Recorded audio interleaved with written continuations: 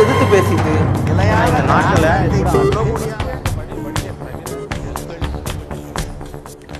தமிழகம் எங்கும் தன்னெழுச்சியாக இருந்த இந்த இளைஞர்களுடைய போராட்டம் என்பது இப்போது அரசினுடைய அவசர சட்டமாக வந்திருக்கிறது. வரலாறு காணாத ஒரு போராட்டம், வெற்றி போராட்டம் என்று பல்வேறு விஷயங்களை அதை வகைப்படுத்த முடியும். இதுவரைக்கும் இந்தியாவில் அல்ல, உலகம் முழுக்கவே வெகு சில போராட்டங்கள் தான் இப்படி அமைந்திருக்கிறது. மக்கள் போராட்டமாக, மக்கள் புரட்சியாக வெடித்த ஒரு விஷயம். மக்களுடைய குரலை ஓங்கி எதிரொலித்தால் அது எங்கெல்லாம் எதிரொலிக்கும் என்பதற்கான அடையாளமாக இன்றைக்கு அவசர சட்டம் என்பது இயற்றப்பட்டிருக்கிறது. தமிழக அரசாங்கம் ஜல்லிக்கட்டை நடத்துவதற்கு ஒரு அவசர சட்டத்தை இன்றைக்கு நிறைவேற்றி, நாளை தமிழகம் முழுக்க எங்கெல்லாம் ஜல்லிக்கட்டு நடத்தப்படுமோ அங்கெல்லாம் ஜல்லிக்கட்டை நடத்துவதற்கான ஏற்பாடுகளை செய்கிறோம் என்று முதலமைச்சர் இன்றைக்கு கூறியிருக்கிறார். அதே வேளையில் அலங்காநல்லூர் உள்ளிட்ட பகுதிகளில் எங்களுக்கு அவசர சட்டம் என்பது நிரந்தர தீர்வல்ல, ஒரு நிரந்தரமான சட்டம் வேண்டும் அப்படிங்கிற ஒரு கோரிக்கையோடும் எதிர்க்கிறார்கள். இது ஒரு அவசர சட்டம் என்பது எங்களுடைய தீர்வல்ல என்கிற ஒரு எதிர்ப்பு குரல்களும் எழுந்து கொண்டிருக்கின்றன. நாளை என்ன நடக்கும் என்பது ஒரு பக்கம் இருக்க, இந்த இவ்வளவு பெரிய ஒரு போராட்டம், மக்கள் திரள் போராட்டமாக, யாருடைய எந்த பின்புலமும் இல்லாமல் தன்னெழுச்சியாக இவ்வளவு இளைஞர்கள் தொடங்கினார்கள். அதற்கு பிறகு அது பொதுமக்களுடைய போராட்டமாக வந்தது. குடும்பமாக மொத்தமாக எல்லோரும் வீதிகளில் அமர்ந்திருக்கிற காட்சிகளை பார்த்தோம். 25 லட்சம், 50 லட்சம், 1 கோடி என்று தமிழகத்தின் அத்தனை வீதிகளிலும் கடற்கரைகளிலும் மக்கள் வெள்ளமாக இருந்ததை பார்த்தோம். அதனுடைய தொடர்ச்சியாகத்தான் கடந்த ஒரு வார காலத்தினுடைய இந்த மக்கள் புரட்சியினுடைய, மக்களுடைய எழுச்சியின் தொடர்ச்சியாக பல்வேறு நகர்வுகளும், அரசியல் நகர்வுகளும் நடந்திருக்கின்றன. ஜல்லிக்கட்டு என்பது தமிழர்களுடைய அடையாளம், பண்பாடு, அதனுடைய கலாச்சாரத்தை காக்க வேண்டிய, தமிழர்களுடைய உரிமையை காக்க வேண்டிய விஷயமாக பார்க்கப்பட்டு இன்றைக்கு அதற்கான முதல் ஒரு படியாக இந்த அவசர சட்டம் என்பது நிறைவேற்றப்பட்டிருக்கிறது. இது குறித்து நாம் இன்றைக்கு விவாதிக்க இருக்கின்றோம். இன்றைய நம்முடைய விவாதத்தில் 5 சிறப்பு விருந்தினர்கள் இருக்கிறார்கள். அவர்களோடு இன்னமும் மிக சிறந்த விருந்தினர்கள் என்று கூட சொல்லலாம். இந்த போராட்டத்திற்கான காரணங்கள்ல ஒரு சிலராக இங்க நம்ம பார்க்கலாம். இவங்க மட்டுமே இல்ல, பலரும் இருக்கிறாங்க. அவங்களிலிருந்து ஒரு சிலர் இன்றைக்கு வாய்ப்புள்ளவர்கள் நம்மோடு இணைகிறார்கள். இந்த போராட்ட காலத்தில் அவங்களுடைய பங்களிப்பு என்பது ஆகப்பெரியது. பல்வேறு விதங்களில் தங்களை இந்த போராட்டத்திற்கு ஈடுபடுத்திக் கொண்டிருக்கிறார்கள். அவர்களிடமும் பேச போகின்றோம். தொடர்ந்து பேசலாம். அதற்கு முன்னதாக விருந்தினர்கள் அறிமுகம். அதிமுகவிலிருந்து திரு கோ சமரசம், அதே போல திரு பூவுலகின் நண்பர்கள் அமைப்பிலிருந்து திரு சுந்தரராஜன், பாரதிய ஜனதா கட்சியினுடைய மூத்த தலைவர்களில் ஒருவரான திருமிகு வானதி ஸ்ரீனிவாசன், ஓய்வு பெற்ற IAS அதிகாரி திரு தனவேல், அதே போல கல்வியாளர், இன்னும் பல்வேறு முகங்களை சொல்லலாம், திரு ஜோ அருண். அவர்களோடு இத்தனை சிறப்பு விருந்தினர்கள் நிறைய இருக்காங்க. அவங்கள்ட்டையும் பேசலாம்.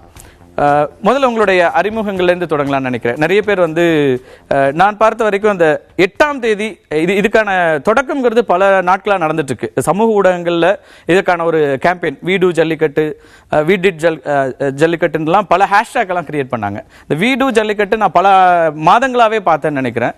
அது போயிட்டு இருந்தது. ஆனாலும் கூட அந்த 8ஆம் தேதி மெரினால தொடங்கின ஒரு பேரணிங்கிறது ஒரு முக்கியமாக பார்க்கப்பட்டது. அதை எப்படி தொடங்குனீங்க? அதுக்கான ஒரு தேவை எங்கிருந்து வந்தது? அந்த ஒரு சின்ன பின்னணியோடு தொடர்ந்து நம்ம போலாம். என்னோட பேர் பாத்தீங்கன்னா நாகேந்திர பிரபு. கேரன் வெல்ஃபேர்ன்ற அமைப்புல இருந்து தான் இதோட ஸ்டார்டிங் சொல்லலாம்.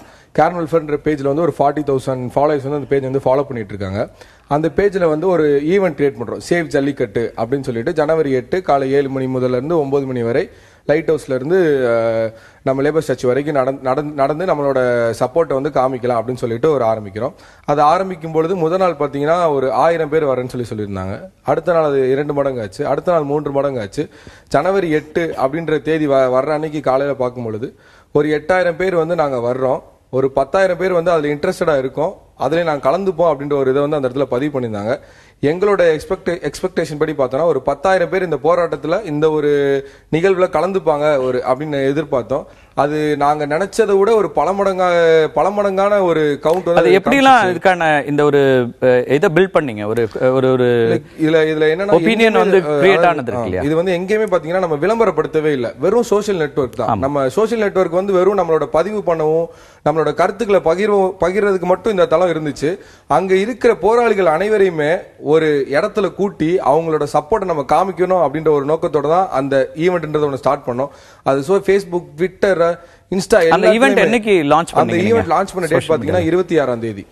டிசம்பர் 26 வெறும் ஒரு 10-11 நாட்கள் கால அவகாசத்துல இவ்வளவு பேர் கூட்டம் முடிஞ்சதுன்றது வந்து எண்ணி பார்க்க முடியாது. ஏற்கனவே அந்த பேஜ் இருந்ததா அல்லது இதுக்காக கேரன் வெல்ஃபேர்ன்ற பேஜ், எங்களோட அமைப்போட பேஜ் வந்து ஒரு 40,000 பேர் தான் ஃபாலோ பண்ணிட்டு இருக்காங்க. ஓகே, அந்த 40,000 பேர் இந்த ஹேஷ்டேக்லாம் யார் கிரியேட் பண்ணா? மத்தவங்கள்ட்ட பேசுவோம். இந்த வீடு ஜல்லிக்கட்டு இந்த மாதிரியான ஹேஷ்டேக்லாம் எங்க இருந்து கிரியேட் ஆச்சு? அது எப்படி, அது பொதுவா அப்படி வந்ததா, நம்ம எடுத்துக்கிட்டோமா, இல்ல அது எங்க இருந்தா அது வருதா? இல்ல, முதல்ல நாங்க ஆரம்பிச்சது வந்து சேவ் ஜல்லிக்கட்டு தான் எங்களோட ஹேஷ்டேகா நாங்க ஆரம்பிச்சோம். வீடு ஜல்லிக்கட்டு வந்து அதுக்கப்புறமா பின்னாடி வந்து இணைஞ்சதுதான். ஏன்னா சேவ் ஜல்லிக்கட்டை வந்து நம்ம பாதுகாக்கணும்ன்றது தான் எங்களோட ஹேஷ்டேக். நாங்க அந்த பேஜ்ல போட்டு அதை எப்படி பாப்புலரைஸ் பண்ணீங்க? வெளியில நண்பர்கள் இப்ப எப்படின்னா எங்களோட நண்பர்கள் வட்டாரத்துல மட்டும் ஒரு 100 பேர் எங்களோட ஆர்கனைசேஷன் மூலமா நாங்க அந்த விஷயத்தை நாங்க எங்க நண்பர்களோட பகிரும் போது அவர்களோட நண்பர்களோட பகிரும் போது மியூச்சுவல் ஃப்ரெண்ட்ஸ்னு சொல்லுவாங்க இந்த முகநூல்ல. அந்த மியூச்சுவல் ஃப்ரெண்ட்ஸ் மூலமா அதிகமா பரவுச்சு. இதுக்கப்புறம் வந்து பாத்தீங்கன்னா இந்த Facebookல வந்து பாத்தீங்கன்னா மெம் கிரியேட்டர்ஸ்னு சொல்லிட்டு ஒரு குரூப் இருக்காங்க. அதாவது எந்த ஒரு விஷயத்தையுமே எள்ளி நகையாடக்கூடிய ஒரு சேலை செய்வாங்க. சட்டையர்களா சொல்லுவாங்க. எள்ளி நகையாடுறது கூட ஒரு கருத்தை அழகா கொண்டு போய் சேர்க்கிற எவ்வளவு எளிமையா கொண்டு போய் முடியுமோ அவ்வளவு எளிமையா சேர்ப்பாங்க. அவங்க என்னன்னா இந்த விஷயத்த அவங்க கையில எடுத்துக்கிட்டாங்க. ஆனா அவங்க கிட்ட எடுத்துட்டு போய் சேர்க்கணும்ன்றத அவங்களே எடுத்துக்கிட்டாங்கன்னு தான் சொல்லணும். அவங்க எடுத்து நாங்க இனிஷியேட் தான் பண்ணோம். அதுல இருந்து யாராவது இங்க இருக்கீங்களா? அந்த மீம்ஸ் கிரியேட் பண்ண அந்த மாதிரியான அமைப்புகள் அப்படி யாரும் இல்ல. அது எடுத்துட்டு போய் அவங்க எல்லார்கிட்டயும் இப்ப ஒருத்தருக்கே வந்து பாத்தீங்கன்னா இப்போ எங்களோட பேஜ்லயே மொத்தம் 40,000 ஃபாலோவர்ஸ் தான் இருப்பாங்க. ஆனா அந்த மெம் கிரியேட்டர்ஸ் கிட்ட வந்து பாத்தீங்கன்னா 5,000க்கும் மேற்பட்ட நண்பர்கள் இருப்பாங்க. சோ ஒரு ஆள் 5,000 பேர் கிட்ட சொல்லும் போது அந்த 10 பேர் அவங்க அதுக்கு 50,000க்கும் மேல அவங்களே சொல்லியிருப்பாங்க. சோ இது மாதிரி அத்தனை பேர் கிட்ட அவங்க கொண்டு போய் சேர்த்ததுனாலதான் இந்த விஷயம் வந்து இவ்வளவு பெருசா ரீச் ஆக முடிஞ்சது. இந்த தொடக்கம் அப்படி ஒரு மெரினால ஒரு கூட்டம் வந்தது. அந்த கூட்டத்திற்கு பிறகு அப்போ எதிர்பார்த்தீங்களா இதுக்கப்புறம் எப்படி எல்லாம் பில்ட் ஆகும், இல்ல எப்படி அது அடுத்தடுத்த கட்டங்களுக்கு நகர்ந்துச்சு? இல்ல, கண்டிப்பா எதிர்பார்த்தோம் தான் சொல்லுவோம். ஏன்னா முதல் நாள் நாங்க கேம்பெயின் ஸ்டார்ட் பண்ணோம், Facebookல தான் ஆரம்பிச்சோம். Facebookல ஆரம்பிக்கும் போது வெறும் நாங்க அன்னைக்கு ஆரம்பிச்சப்போ 600 பேர் போறோம் அப்படின்னு சொல்லியிருந்தாங்க.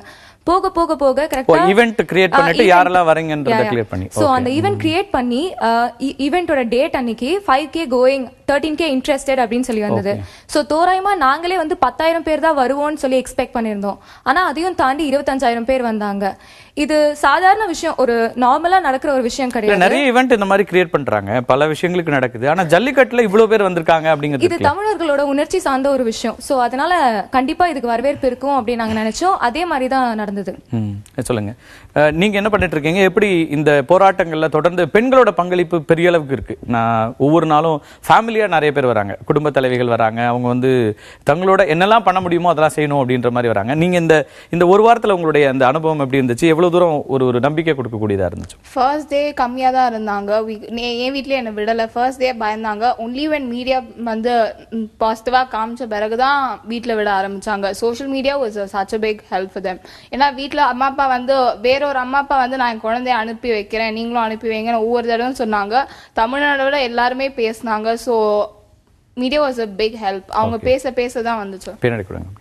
இந்த போராட்டங்களை எப்படி பாக்குறீங்க நீங்க? உங்களோட பின்னாடி பத்தி சொல்லுங்க. இதுல உங்களோட ரோல் என்னவா இருந்துச்சு ஒட்டுமொத்த இதுல? என்னுடைய ரோல்னு பாத்தீங்கன்னா, அல்லது உங்களுடைய நண்பர்கள் எல்லாம் சேர்த்து? என்னுடைய நண்பர்கள் எல்லாருமே இந்த போராட்டத்துல கலந்துக்கணும்னு நினைச்சோம். ஆனா இப்ப இந்த போராட்டத்துக்காக உயிரையே கொடுக்கக்கூடிய அளவுக்கு நாங்க வந்து இந்த போராட்டத்துல கலந்துருக்கோம்.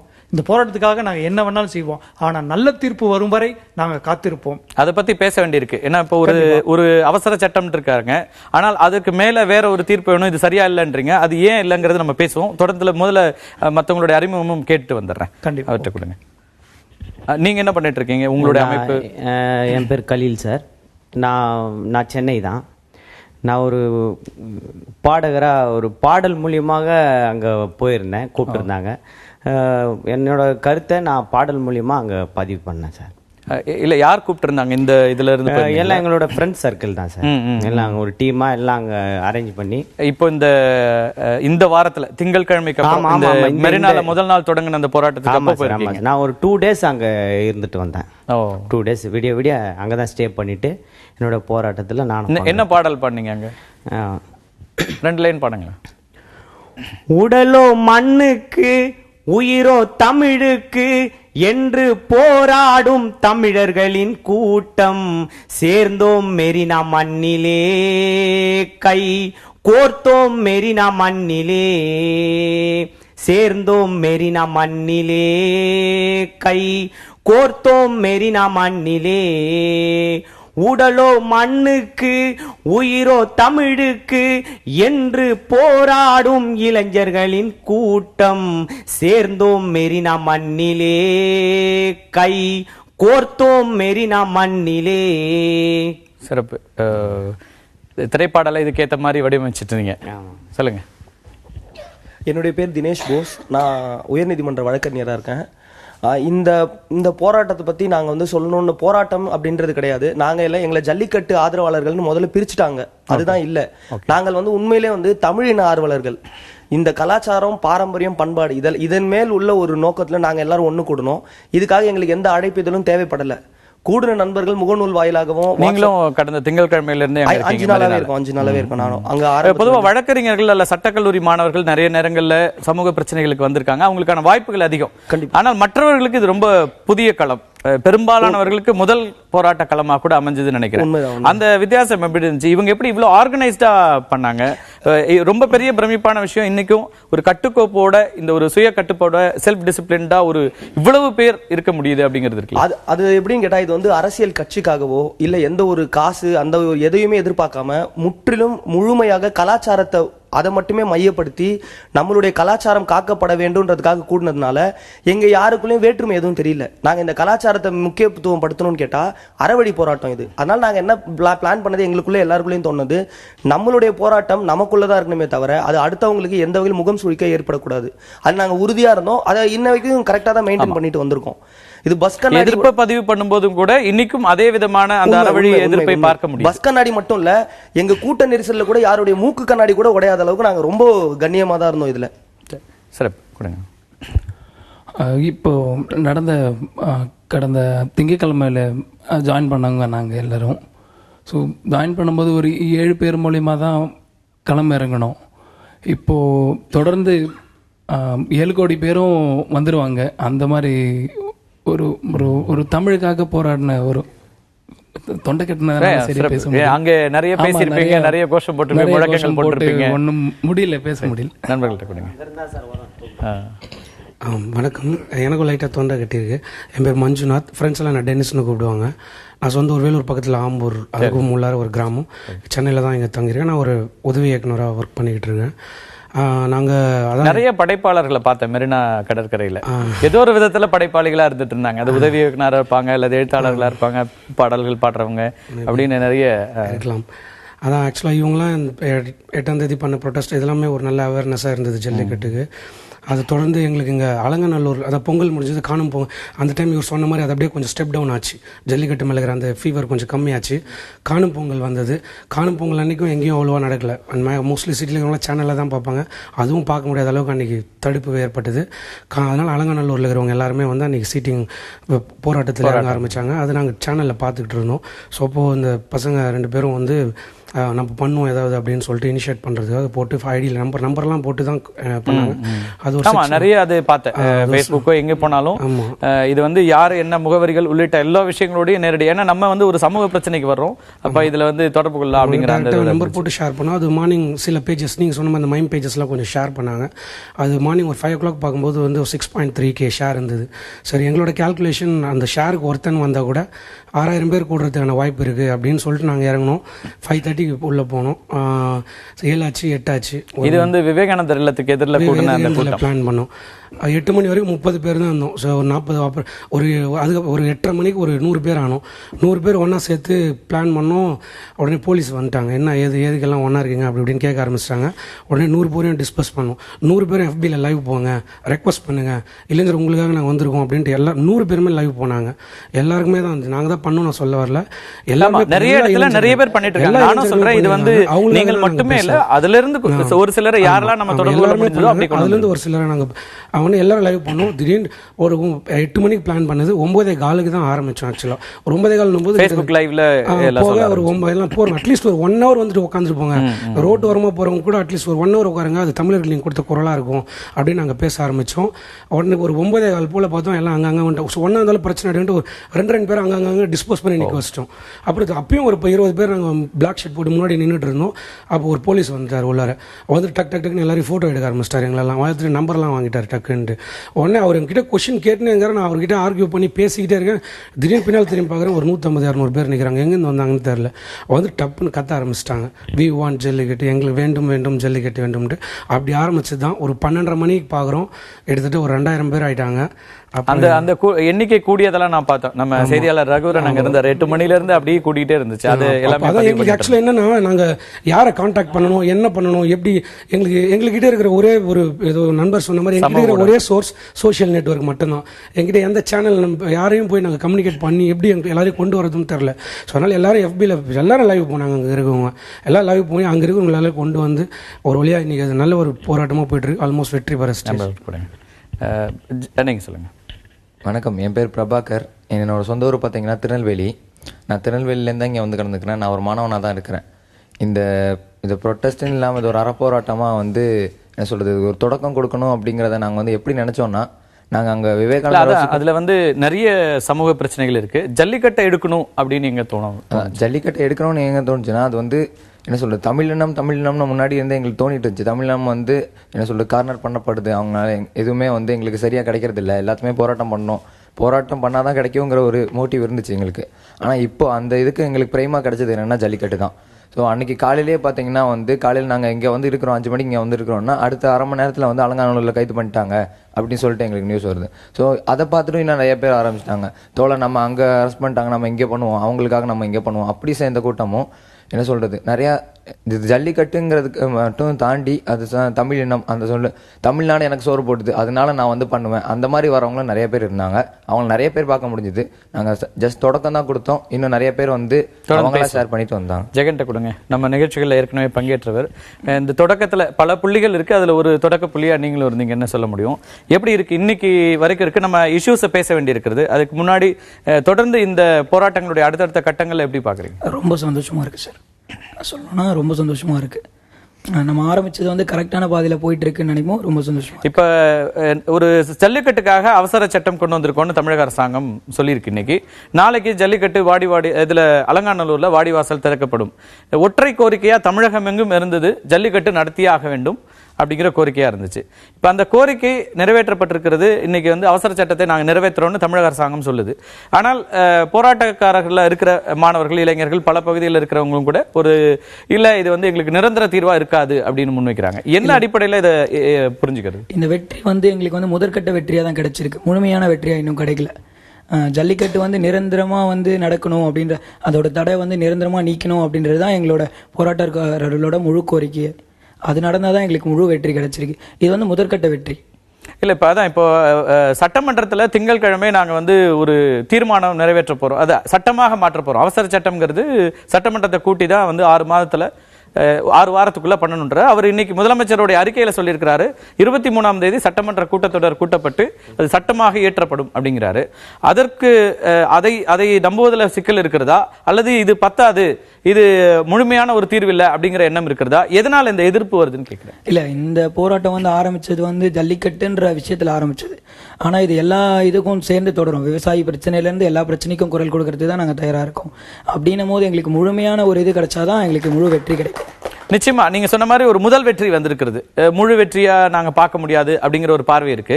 ஆனா இந்த முதல் வெற்றி அப்படிங்கிறது அடுத்தடுத்த படிகள்ல தானே நீங்க அடுத்தடுத்த பிரச்சனைகளை நம்ம கையாள முடியும். ஒரே நாள்ல எல்லாத்தையும் வந்துட முடியுமா? இல்ல இதை என்ன பார்வையில பாக்குறீங்க? உங்களோட என்னோட புரிதலுக்காக கேட்கிறேன். இப்ப எந்த இடத்துல என்ன விதமான விஷயங்கள் செய்யணும் அரசாங்கம் அப்படின்னு எதிர்பார்க்கறீங்க? இப்போ இதை ஏற்றுக்கொள்ள முடியாது அப்படிங்கிற நிலை வருதுன்னா ஏற்றுக்கொள்ளக்கூடிய ஒரு விஷயமாக இப்ப நிரந்தர தீர்வு வேணும்ன்றாங்க. நிரந்தர தீர்வுன்னு அவர் சொல்றது நாங்க சட்டமன்றத்தில் சட்டமாக ஏற்றிடுவோம், அவசர சட்டமா இது சட்டமாகவே மாறிடும் அப்படின்றாரு. அதை கடந்து வேற என்ன விஷயங்களை இப்ப நீங்க தமிழக அரசு செய்யணும்னு எதிர்பார்க்கல? இல்ல, இந்த 3 ஆண்டுக்கு முன்னாடியும் இது வந்து தற்காலிக சட்டமா நிறைவேற்றப்பட்டு திருப்பி தடை செய்யப்பட்டது நம்ம எல்லாருக்கும் தெரிஞ்ச விஷயம் தான். இது வந்து முழுமையான அவசர திட்டம் வந்து முழுமையான திட்டமா மாத்தி தடையை வந்து முழுமையா நீக்கிட்டு ஜல்லிக்கட்டு இதுக்கப்புறம் எந்த தடையும் இல்லாம முழுமையா நடைபெறும் அப்படின்னு வரும்போது தான் எங்களுக்கு ஜல்லிக்கட்டுக்கான போராட்டத்துக்கான வெற்றி கிடைச்சிருக்கும். உங்க உணர்வுகளை உங்களோட எண்ணத்தை எடுத்துக்கிறேன். கடந்த முறை மத்திய அரசாங்கத்தினுடைய ஒரு அனுமதிங்கிறது இல்லாம இருந்து இப்ப அதுல வேறு சில மாற்றங்களும் இருக்கு. சட்ட ரீதியா பேசலாம். அவர்கிட்ட கொடுங்க. நீங்க என்ன பண்றீங்க? உங்களுடைய பார்வை என்ன? இப்ப வந்து அரசாங்கம் இப்படி ஒரு விஷயம் அறிவிச்சிருக்கிறாங்க, பெரும்பாலான இடங்கள்ல இருந்து இதை ஏற்க முடியாது, எங்களுக்கு நிரந்தர தீர்வு வேண்டும் அப்படிங்கிற ஒரு கோரிக்கை முன்வைக்கிறாங்க. ஜல்லிக்கட்டு வாடிவாசல்ல எப்போ வந்து வாடிவாசல் திறக்கப்படுதோ அப்பதான் நாங்க வீட்டு வாசலுக்கு போகும் அப்படின்னு இருந்தோம். வாடிவாசலை திறக்க நாங்க வரோம், ஆனா ஏன் எதிர்க்கிறீங்கன்னு அரசாங்கம் கேட்குது. இதை எப்படி நம்ம புரிஞ்சுக்கிறது? வணக்கம் சார், நான் மோகன், திரைப்பட இயக்குனர். நான் சமீப ஒரு படம் இயக்கியிருக்கேன். இந்த போராட்டம் தொடங்கின இந்த 7 பேரில் நானும் ஒருத்தர். அந்த ஃபேஸ்புக் லைவ்லாம் பண்ணதில் எனக்கும் அதில் பங்கு இருக்குது. இது அதான் சார், என்னென்னா இப்போ நம்ம மக்கள் வந்து முழுசாக வந்து சோஷியல் நெட்வொர்க்கை நம்ப ஆரம்பிச்சிட்டாங்க. அதில் தான் இந்த விஷயம் பரவ ஆரம்பிச்சிச்சு. யார் வந்து அவசர சட்டத்தை நம்பாதீங்க, நிரந்தர சட்டத்தை நம்புங்கன்னு சொல்லி. ஸோ மக்கள்கிட்ட வந்து இது வந்து பரவலாக பரவி போச்சு, விஷம் மாதிரி. மக்கள் வந்து ஒரு விஷயத்தை புரிஞ்சுக்கணும். இன்றைக்கி இப்போது நம்ம பிரச்சனை தீர்க்க தான் இந்த அவசர சட்டம் கொண்டு வந்திருக்காங்க. இது வந்து நிரந்தர சட்டமாக கொண்டு வர கண்டிப்பாக டைம் எடுக்கும். அதுக்கு நிறைய இன்ஸ்ட்ரக்ஷன்ஸ் நிறைய இருக்குது. நிச்சயமாக மக்கள் அரசாங்கம் வந்து மக்களை ஏமாற்ற மாட்டாங்க. நான் நம்புறது அப்படிதான், என்னோட தனிப்பட்ட. இவங்க என்ன சொல்றாங்கன்னா, நாங்க எல்லாம் இவ்வளவு நாள் போராட்டங்கள்லாம் நடத்தி தான் வந்திருக்காங்க, அதனால எங்களுக்கு ஒரு நம்பிக்கை வரலங்கிற ஒரு பார்வை முன்வைக்கப்படுது. அதான் அந்த நம்பிக்கை தான் வந்து அரசாங்கம் சார்பில் யாருன்னா ஒருத்தர் வந்து அவசர சட்டம்னா என்ன, நிரந்தர சட்டம்னா என்ன, இது ரெண்டுத்துக்கு என்ன வித்தியாசம், என்ன மாதிரியான வழிகள் போகும், அதை வந்து சொல்லி மக்களுக்கு நம்பிக்கை கொடுக்கணும். அந்த நம்பிக்கை தான் இந்த போராட்டத்தோட முடிவா இருக்கும். அவர் முதலமைச்சர் ஒரு அறிக்கை கொடுக்கிறாரு, அதுக்கப்புறம் ஒரு பேட்டி கொடுத்திருக்காரு. அதுல அந்த விளக்கம் தெளிவா போய் சேரலன்னு நினைக்கிறீங்க? அவங்க அந்த வார்த்தையை தான் யூஸ் பண்றாங்க, அவசர சட்டம் கொண்டு வந்துட்டோம் அப்படின்னு. அவசர சட்டம்னா என்ன, இது நிரந்தர சட்டம்னா என்ன, இது ரெண்டுத்துக்கும் என்ன வித்தியாசம் இருக்கு? இப்ப மக்கள் அதை புரிஞ்சுக்கணும். ஏன்னா இதுக்கு தலைவர்னு யாரும் இல்லை சார். நிறுத்துங்கன்னு சொன்னா உடனே யாரும் நிறுத்திட போறது இல்லை. இது மக்கள் அவங்களே இயங்கிட்டு இருக்காங்க. இது வந்து எப்ப தீரும் அப்படின்னா மக்கள் அவங்களா புரிஞ்சுக்கணும். நம்மளை ஏமாத்தல, இந்த அரசாங்கம் கரெக்டான விஷயம் தான் பண்ணிட்டு இருக்காங்க. இப்ப நாளைக்கு மக்கள் ஏற்கக்கூடிய வகையிலான ஒரு விளக்கம், தெளிவான ஒரு விஷயம் வரும்போதுதான் இது வந்து அதுல அடுத்த கட்டமான புரிதல் வரும். ஒரு பர்சன் கையில இருந்து அந்த விளக்கம் வரணும். அது யாருன்னு கவர்மெண்ட் தான் தீர்மானம் பண்ணணும். அது அந்த இடத்துல தான் கேட்கிறேன். அந்த நம்பிக்கையான ஒரு மனிதரோ அல்லது நம்பிக்கையான ஒரு அமைப்பு அல்லது நம்பிக்கை அப்படிங்கிற ஒரு விஷயம் இப்ப அப்படின்னா சமூக ஊடகங்கள்ல அப்படியான ஒரு எண்ணம் உருவானா மட்டும்தான் வரும். அது மீடியா ஸ்ட்ராங்கா சொல்லணும். நம்ம சிஎம்ஏ இல்லைன்னா தலைமைச் செயலாளர் யாராவது ஒருத்தர் அவங்க வந்து ஸ்ட்ராங்கா சொல்லணும். இது வந்து இதுக்கப்புறம் கண்டிப்பா இதுக்கு தடை வராது, தடை வந்தா நாங்களே பொறுப்பு, தொடர்ந்து ஜல்லிக்கட்டு நடக்கும் எல்லா வருஷமும் அப்படி சொல்லிட்டு மக்கள் இப்போ மக்கள் சில பேரை நம்பி தானே உள்ள கூட்டத்தில் இருக்காங்க. அவங்க மூலியமா சொல்ல வைக்கணும். அந்த நம்பிக்கை அவங்களுக்கு கொடுக்கணும் அரசாங்கம். இப்போ இது கண்டிப்பா நாளைக்கு காலையில முதல் காலை வெளியே வந்துருன்ற நம்பிக்கை எல்லாருக்கும் வந்துருச்சு. வாடிவாசல் திறந்துரும். அதை பார்த்ததுக்கு அப்புறம் மக்கள் மனசுல கொஞ்சம் நம்பிக்கை வந்துரும், பாதி மக்கள் மனசுல. ஸோ அது வரைக்கும் இந்த போராட்டம் போகுன்றது தான் என்னோட கருத்து. தொடர்ந்து பேசுவோம். மேலும் ஒரு பதிவு பண்ணிடுறேன் சார். இந்த போராட்டத்தை ஆரம்ப கட்டத்திலிருந்து நாங்க பார்த்துட்டு இருக்கோம். எந்த ஒரு அமைப்பும் எந்த ஒரு அரசியல் இயக்கமும் இதை வந்து கொண்டாட மீடியா அனுமதிக்க வேணான்றதை நான் கேட்டுக்கிறேன். ஏன்னா அங்க எல்லாருமே முகம் தெரியாதவங்க. எனக்கு இவர் யாரும் தெரியாது, அவர் யாரும் தெரியாது, ஒவ்வொருத்தரும் யாருன்றது தெரியாது. நாங்கள் தொடர்ந்து பார்த்துட்டு இருக்கோம். சில பேர் இது நாங்கள் தான் ஆரம்பிச்சோம், இதுக்கு நாங்கள் தான் உரிமை கொண்டு வரோம் அப்படிலாம் அப்படி இருக்கு. எங்ககிட்ட ஆதாரம் இருக்கு. நாங்கள் ஃபேஸ்புக் லைவ் பண்ணியிருக்கோம். எத்தனை பேர் அங்கே இருந்திருக்கோன்றது எங்ககிட்ட ஆதாரம் இருக்கு. கேட்டால் நாங்கள் கொடுக்கறதுக்கு ரெடியாக இருக்கும். ஸோ யார் இது ஒட்டுமொத்த மக்களுடைய ஒரு இதுதான் வெற்றி அப்படின்னு நம்ம பார்க்கணும். தனிநபர்கள் யாருக்கும் நம்ம அதை வந்து சொந்தம் கொண்டாட முடியாது. முன்னாடி யார் அப்படி பேசியிருந்தாலும் இதுக்கப்புறம் யார் பேசினாலும் நம்பாதீங்க, நாங்கள் இருக்கோம் சாட்சிக்கு. இது வந்து முழுக்க மக்கள் அவங்க உணர்வை வெளிக்காட்டுறதுக்கு வந்த போராட்டம். இது யாருமே உரிமை கொண்டாட இடம் இல்லை. சரி, நம்ம பேசலாம், தொடர்ந்து பேசலாம். திரு தனவேல், ரொம்ப முக்கியமா நீங்க வந்து நிர்வாகத்தில் இருந்ததுனால கேட்கிறேன். இந்த மக்கள் எழுச்சி, பெரும் எழுச்சி, குறிப்பா வந்து இளைஞர்களுடைய எழுச்சியாக மாறி அது வந்து யாருமே வரலாற்றில் இடம்பெறாத ஒரு விஷயம் தான் நான் பார்க்கிறேன். நம்ம எல்லாருமே தொடர்ந்து மொழி போரை இதை வந்து ஒப்பிட்டு வச்சிருப்போம். 65 நடந்ததை விட அதுக்கப்புறம் இப்பன்னு. ஆனால் அதை விட குறுகிய காலத்தில் இவ்வளவு பெரிய ஒரு வைப்ரண்டா இது வந்ததுங்கிறதுக்கு சமூக வலைத்தளங்கள் ஒரு பெரிய வேலை பண்ணிருக்கு அப்படின்னு சொல்ல முடியும். இப்ப இந்த மாணவர்களுடைய எழுச்சி, இந்த விஷயங்களை எப்படி பாக்குறீங்க? அதன் பிறகு அவங்களுக்கு இந்த சந்தேகங்கள் இருக்கு. இப்போ அரசாங்கம் ஒரு அறிவிப்பை கொடுக்குது, நீங்க வந்து அவசர சட்டத்தை கொண்டு வந்து நாங்க ஜல்லிக்கட்டை நடத்துறோம்ன்றாங்க. ஆனா இது வந்து தீர்வு இல்லை, இது இப்போதைக்கு இந்த ஆண்டுக்கு நீங்க கொண்டு வரீங்க, ஆனா அடுத்தடுத்த ஆண்டுகள்ல ஜல்லிக்கட்டு நடத்தப்படணும், அதுக்கு வந்து ஒரு பாதுகாப்பான ஒரு சட்டத்தை இயக்கணும் நீங்க, வேற யாரும் அவங்களுடைய எண்ணம்ங்கிறது வேற இதே பீட்டா மாதிரியான அமைப்புகளோ இல்ல வேறு அமைப்புகளோ உச்சநீதிமன்றத்துக்கு மீண்டும் அணுகி இதுக்கு ஒரு ஸ்டே வாங்கிடக்கூடாது, இன்னைக்கு மட்டும் நடத்திட்டு விட்டுறக்கூடாது அப்படிங்கிற மாதிரியான பார்வைகள் அங்கிருந்து முன்வைக்கப்படுகிறது. அவங்களுடைய அவநம்பிக்கை கடந்த 2-3 ஆண்டுகளாக இருந்ததுல தொடங்கி அது வருது. இதை எப்படி பார்க்கறது? நிர்வாக ரீதியாக நீங்க இருந்த அந்த அனுபவத்திலேருந்து உங்களுக்கு கேட்க. அதாவது முதலாவதாக இந்த எழுச்சி என்பது வரலாற்று சிறப்புமிக்க தனித்துவம் வாய்ந்த எழுச்சி என்பதற்கு 3 காரணங்கள். ஒன்று, ஒரு நீண்ட நெடிய இடைவெளிக்கு பிறகு இயல்பாக இளைஞர்களால் எழுப்பப்பட்ட இந்த ஒரு தமிழ் உணர்வு இந்த போராட்டத்தில் வரும்போது வெற்றிகரமாக நாம் குறிப்பிட வேண்டுமானால் தானாக அரசியல் கட்சிகளையும் அரசியல் தலைவர்களையும் சினிமா பிரபலங்களையும் புறந்தள்ளிவிட்டு யார் தலைவர் என்று யாரையெல்லாம் குறிக்கொள்ளாத பார்க்கணும்னு நினைச்சதாக நிலையில நம்ம நினைச்சோமோ அவங்க அவர்கள் வந்த போதெல்லாம் வராதீங்கன்னாங்க. அடுத்த திரைப்பிரபலங்கள்ல காவல்துறைக்கு வேலையை வைக்காமல் ஒரு சுய கட்டுப்பாட்டோடு இளைஞர்கள் இப்படியும் ஏனென்றால் நம் புத்தாண்டின் போதெல்லாம் பல விதிவீரர்கள் எல்லாம் காண்டவர்கள் பெரியவர்களுக்கு இளைஞர் மீது நம்பிக்கை இழந்திருந்த ஒரு காலகட்டத்தில் எங்களது இளைஞர்கள் கட்டுப்பாடோடு, அதுவும் குறிப்பாக பெண்களோடு ஒரு கட்டுக்காப்போடு, ஒழுங்கோடு, ஒழுக்கத்தோடு இயங்க முடியும் தொடர்ந்து 5 நாட்களாக என்பது அது பெரிய வரலாறு. இப்படி அவர்கள் வேறு இதற்கு எந்த அரசியல் கட்சிகளும் சொந்தம் கொண்ட முடியாது என்பதிலே மிக தெளிவாக இருக்கிறார்கள். இந்த 3 சிறப்பை பார்க்கிற பொழுது இந்திய எதிர்ப்பு காலகட்டத்தை விட இது சிறப்பு வாய்ந்தது. ஏனென்றால் இந்திய எதிர்ப்பு காலகட்டம் அரசியல் பின்புலங்களினால் உந்தப்பட்ட உணர்வு. இது அத்தகைய பின்புலம் எதுவுமே இல்லாமல் இளைஞர்கள் தங்களுடைய பொறுப்பை உணர்ந்து தமிழகத்திலே நிகழ்ந்திருக்கிற முதல் பெரிய வரலாறு. இதற்காக அவர்களை நாம் பாராட்டி ஆக வேண்டும். அவர்கள் குறிப்பிட்டதைப் போல எந்த ஒரு அரசியல் இயக்கமும் இதற்கு சொந்தம் கொண்டாட உரிமை இல்லை. இது முதலாவது. அடுத்தது, இன்றைய அலுவல் நடைமுறையின்படி ஒரு அரசு என்ன செய்ய வேண்டும் என்றால் அதிலே நாம் குறை சொல்வதற்கு வாய்ப்பில்லை. ஏனென்றால் ஒரு அவசர சட்டம் என்பது ஒன்று அவர்களுடைய புரிதலில் ஏற்பட்ட குறைபாடாக இருக்கலாம், அல்லது அவர்களுடைய நம்பகத்தன்மை இல்லாத இன்றைய அரசியல் அமைப்புகள். 2 காரணங்கள். ஒரு அவசர சட்டம் என்பது இந்திய அரசியலமைப்பு சட்டத்தின்படி எப்படி என்றால், சட்டப்பேரவையோ நாடாளுமன்றமோ அமர்வில் இல்லாத போது, when they are not in session, அமர்வில் இல்லாத போது ஒரு முக்கிய பிரச்சனைக்காக ஒரு சட்டம் இயற்ற வேண்டிய நிலை ஏற்பட்டால் மாநில அரசாயன் கவர்னருடைய ஒப்புதலோடு மாநில அதிகாரங்களுக்கு உட்பட்ட இனங்களிலும் மத்திய அரசாயன் ஜனாதிபதியினுடைய ஒப்புதலோடும் இந்த இதில் 3 பட்டியல்கள் இருக்கின்றன. மத்திய அரசினுடைய பட்டியல், மாநில அரசினுடைய பட்டியல், 2க்கும் பங்களிப்பு கூடிய பொதுப்பட்டியல். இந்த 3 லிஸ்ட் இருக்கிறது அரசியல் அமைச்சர். இதற்குட்ட அதிகாரங்களுக்கு ஏற்ற இது பொதுப்பட்டியலில் இருக்கிறது.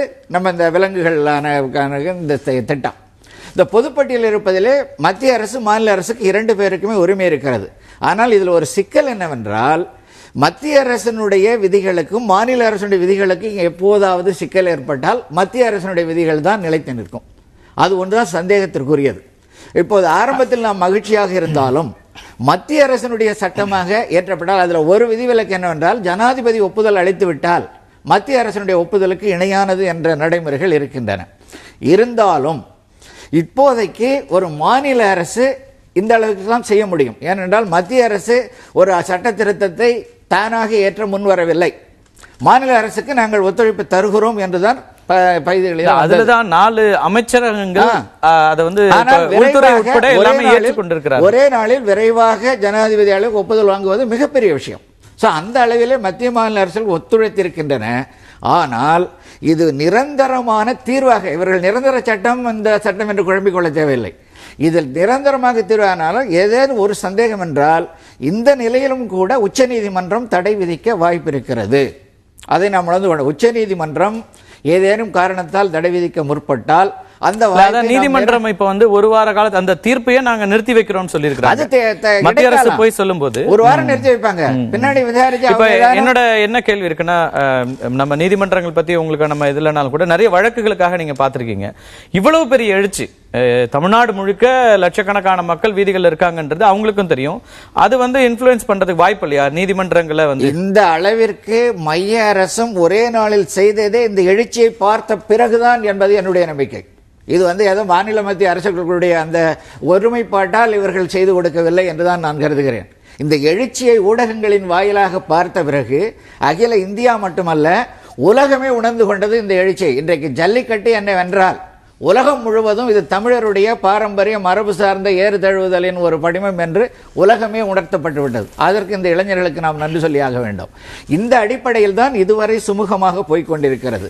ஆனால் இத்தகைய எழுச்சியை பார்த்துவிட்டு கடந்த காலங்களில் உச்ச நீதிமன்றமே கூட மக்களினுடைய உணர்வுகளுக்கு மதிப்பளித்து பல தீர்வுகளில் இலகுவாக நடந்திருக்கிறார்கள். ஆனால் அது அவர்கள் கையில் தான் இருக்கிறது. ஏனால் உச்ச நீதிமன்றத்திற்கு நாம் வழிகாட்ட முடியாது. அதில் ஏனென்றால் இந்த பீட்டா அமைப்பு இன்னும் வீறு கொண்டு நாங்கள் இதை மேலும் போவோம் என்றுதான் சொல்லிக் கொண்டிருக்கிறார்கள். இந்த நிலையில் இவர்களுடைய நீங்களே சொன்ன மாதிரி பல வழக்குகள்ல மத்திய உச்சநீதிமன்றம் இது மாதிரி ஒரு மக்கள் உணர்வுகள் அதிகமா வரும்போது அதையும் கணக்கில் எடுத்துக்கிறாங்க. கணக்குல இப்போ எடுத்துக்கொள்கிறாங்க. நம்ம குறிப்பா சொல்ல நிர்பயா வழக்கு எடுத்துக்கீங்களா, கணக்குல அந்த வழக்குகள்ல உச்சநீதிமன்றம் அதுல வந்து மக்களுடைய ஒட்டுமொத்த உணர்வுகளுக்கும் மதிப்பு கொடுத்து சில விஷயங்களை கணக்கில் எடுத்திருக்கிறாங்க. அதையும் மீறி உச்சநீதிமன்றம் போகிற போது இப்ப ஷாபான் வழக்கில் செய்ததை போல மத்திய அரசு ஒரு அவசர சட்டம் இயற்றி அதையும் எதிர்கொண்டிருக்கிறார்கள். அந்த நேரம் உண்டு. அதற்கு முழுக்க முழுக்க மத்திய அரசு துணிந்து முன் வர வேண்டும். ஆனால் இந்த எழுச்சியை பார்த்த பிறகு உச்சநீதிமன்றம் தன்மை இலகாக்கி இந்த எழுச்சிக்கு ஒத்துழைப்பு தரும் என்றுதான் நாம் நம்புகிறோம். தொடர்ந்து பேசலாம். சுந்தரராஜன், நீங்க தொடர்ந்து பல மனித உரிமை விஷயங்களை இயங்கிட்டு இருக்கிறவர், களத்துல நிறைய போராட்டங்களை நடந்து கொண்டு இருக்கிறது.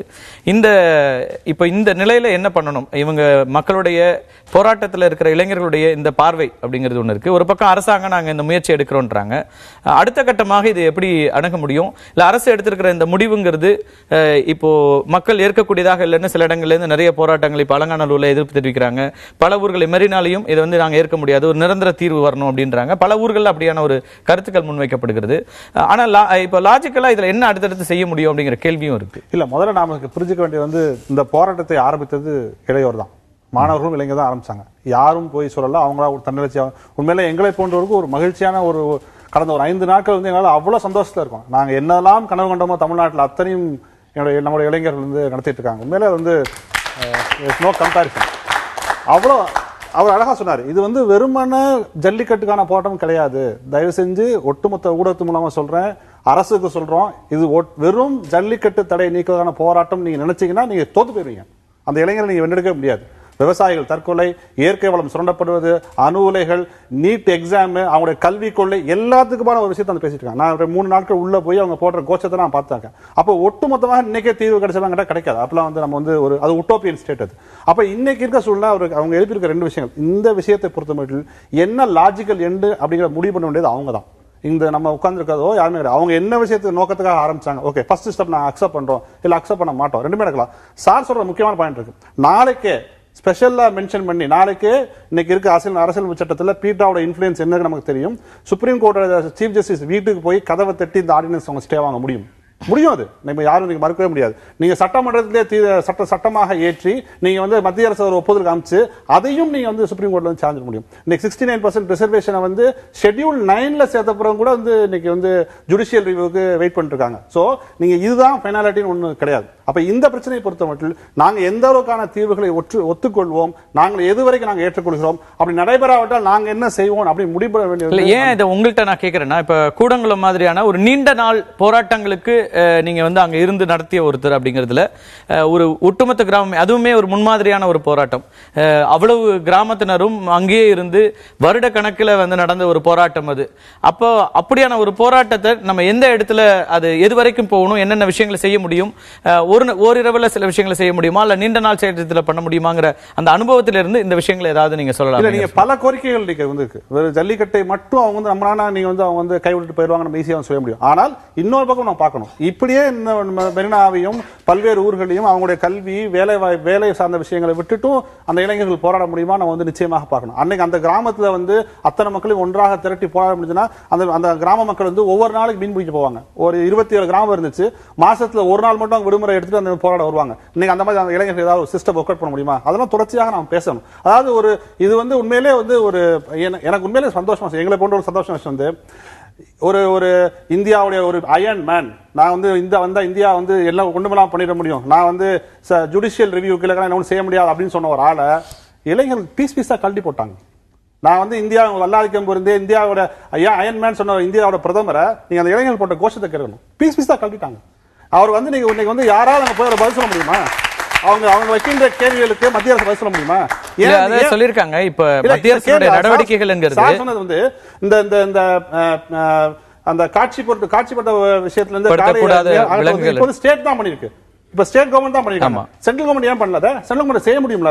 அப்ப அன்னைக்கு முதலமைச்சரை போய் சந்திச்சப்ப ஜுடிஷியல் ரிவ்யூல இருக்குன்னு சொன்ன பிரதமர் இன்னைக்கு எப்படி ஒத்துக்கிறாரு? ஏன்னா மக்களோட போராட்டம் இல்லையா? இப்பவும் அவர் அப்ப சொன்னது வந்து மத்திய அரசு அந்த வழக்கு நிலுவையில் இருக்குது, அதனால அது வந்து சப்ஜுடிஸ்னாரு.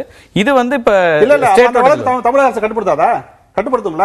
இன்னைக்கு உச்சநீதிமன்ற நிலுவையில் இருக்க வழக்கு தமிழக அரசை கட்டுப்படுத்துமா படுத்தாதா? நிச்சயமா கட்டுப்படுத்தும். கட்டுப்படுத்தாதுங்கிறதா சொல்றாங்க. நம்ம கேட்கலாம். அந்த அதே கேட்டு ஆடியன்ஸை வந்து நீங்க யாராலும் சேலஞ்ச் பண்ணலாம். இன்னைக்கு அவங்க தமிழக அரசு கொண்டு இருக்க ஆடியன்ஸை இன்னைக்கு இரவே பீட்டாவுடைய செல்வாக்கு எடுத்துட்டு போய் உச்ச நீதிமன்ற நீதிபதி கதவை தட்டி அந்த இடத்துல தான் கேக்குறேன், இன்னமும் அந்த செல்வாக்கு இருக்க முடியுமா இவ்வளவு பெரிய எழுச்சிக்கு பிறகு?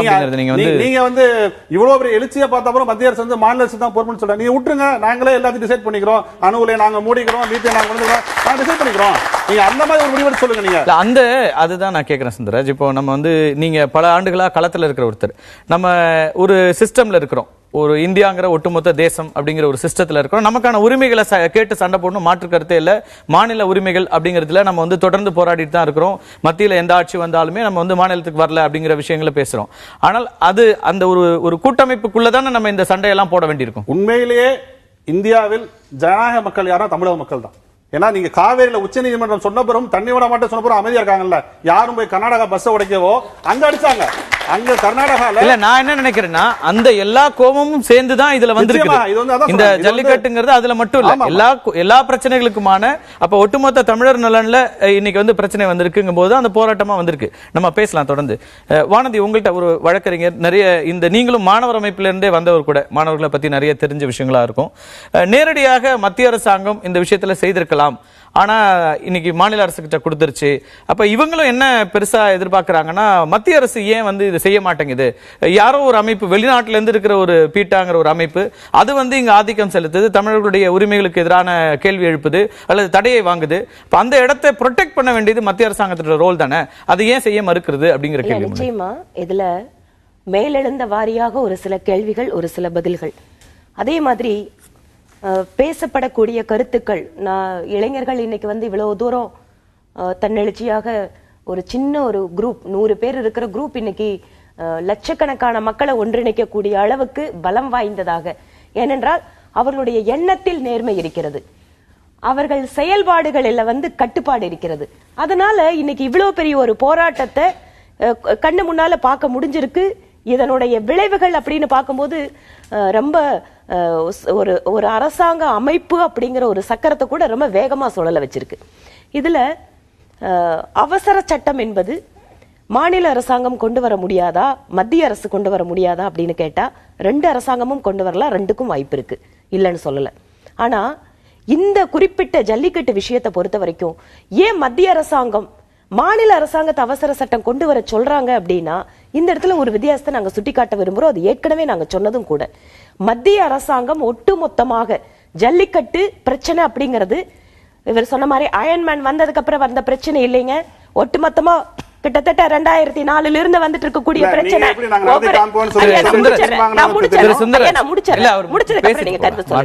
என்ன, ஒவ்வொருத்தருக்கும் ஒரு பின்னணி இருக்கு, அதனால அதை சொல்றதுக்காக நான் சொல்றேன்.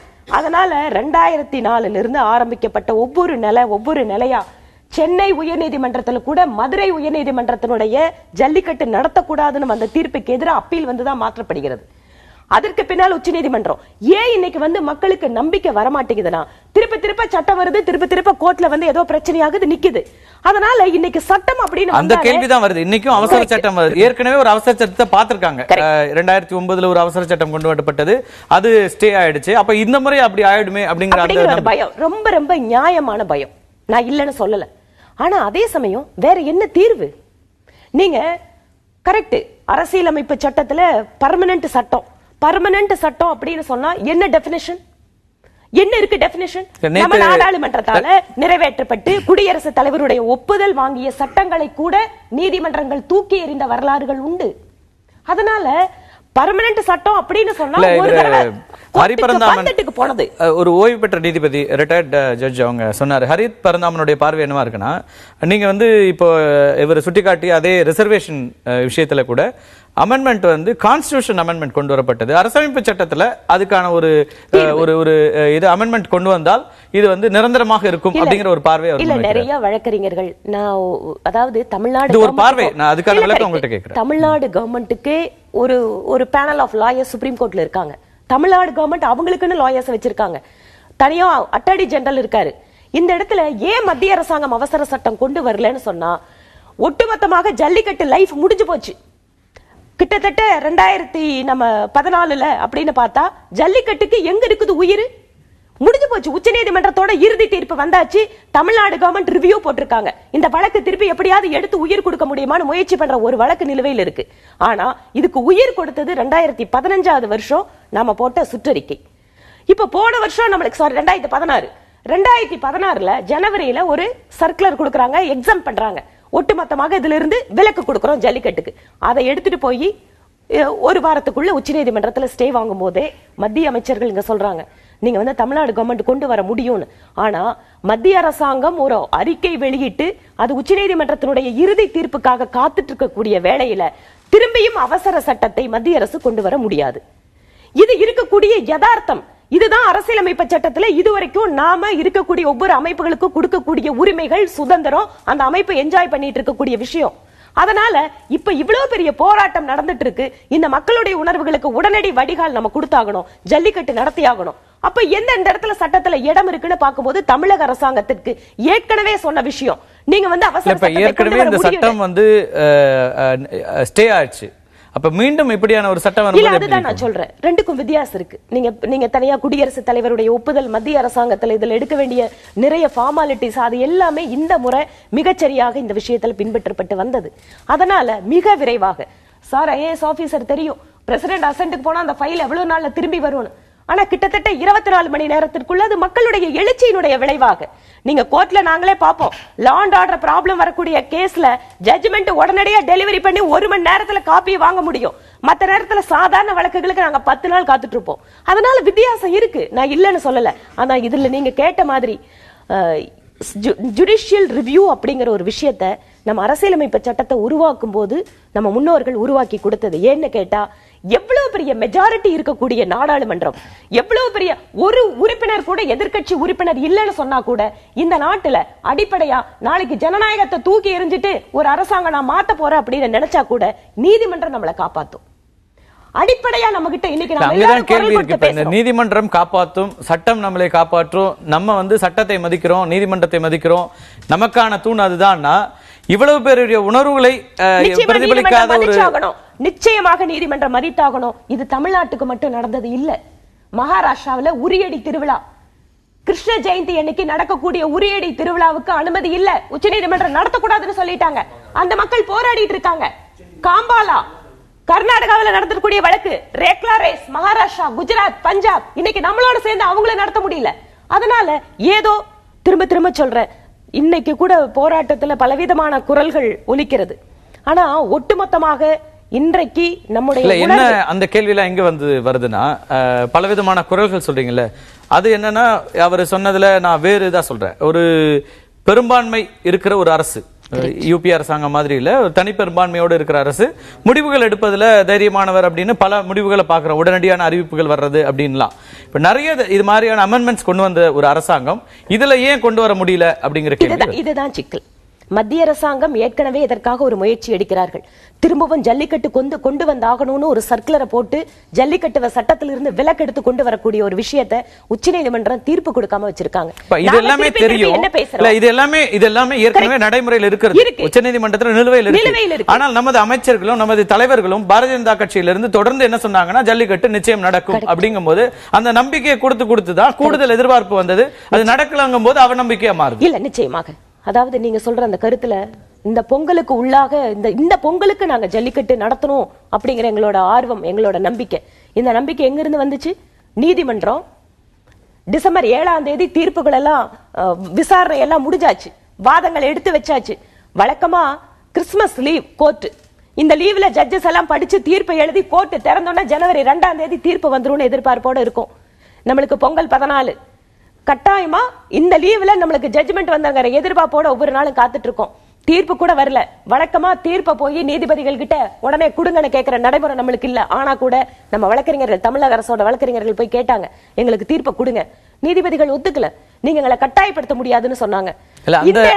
அந்த வேலையை மத்திய அரசாங்கம் எடுக்கல, தமிழக அரசாங்கம் தானே போய் கேட்டது. அப்ப ஏன் மத்திய அரசாங்கத்திற்கு அப்ப இந்த விஷயங்கள்ல அக்கறை இல்லையா அப்படிங்கிற இல்ல. இதுல நீங்க ஒவ்வொரு நுணுக்கமான விஷயத்திலயுமே நீங்க வரல, இத வந்து செய்யல அப்படின்னு இல்ல. மத்திய அரசாங்கத்தோட வழக்கறிஞர்கள்ல அட்டார்னி ஜெனரல் வேணா போயிருக்க முடியாது. ஆனா நீங்க அதுக்கப்புறம் இருக்கிறோட லாயரோட கன்சல்ட் ஏஜி இப்ப பேசுறாரு, முகுல் ரோத்தகி இப்ப 2-3 நாட்களாக இது விஷயமா பல விஷயங்களை சொல்றாரு, மாநில அரசாங்கத்து உரிமை இருக்குன்றாரு. இதே விஷயத்தை அவர் வந்து செய்திருக்க முடியும். ஏன்னா இங்க இத்தனை தலைவர்கள் பேச நம்ம இது இந்த ஆண்டுல மட்டும் வரல. உங்களுக்கும் தெரியும் திரு பிரகாஷ் ஜவடேகர் வந்து கடந்த ஆண்டு அதற்கு முந்தைய ஆண்டுல இருந்து சொல்லிட்டு இருந்தாங்க கடந்த ஆண்டு நிச்சயமாக நம்ம நடத்துவோம்னு சொல்லி அரசாங்கம் கொடுத்தது. அப்பதான் அந்த இடத்துல இவர்களும் சொல்லி செய்யல, கடந்த ஆண்டு சொன்னாங்க செய்யலன்ற அவநம்பிக்கை வருது. அப்ப அது வந்து போராட்ட களமாக வெடிக்கிறது, அதுக்கு தேவை வருது. மத்திய மாநில அரசுகள் ரெண்டு பேருமே சொன்னதை செய்யலங்கிற அந்த எண்ணம் அங்கிருந்து இல்ல. நிச்சயமா இன்னைக்கு வந்து அவசர சட்டம் கொண்டு வந்து ஆகிவிட்டது, ஆனாலும் மக்களுக்கு அந்த நம்பிக்கை வரல அப்படின்னு சொன்னா இதுக்கு வந்து ஏதோ ஒரு ஒற்றை கட்சி ஒற்றை தலைவர் அப்படின்னு இல்ல. பல்வேறு முடிவுகளை தானாக மக்களுடைய கோரிக்கைகளை ஏற்று செய்ய வேண்டிய இடத்தில் இருக்கின்ற அரசாங்கம்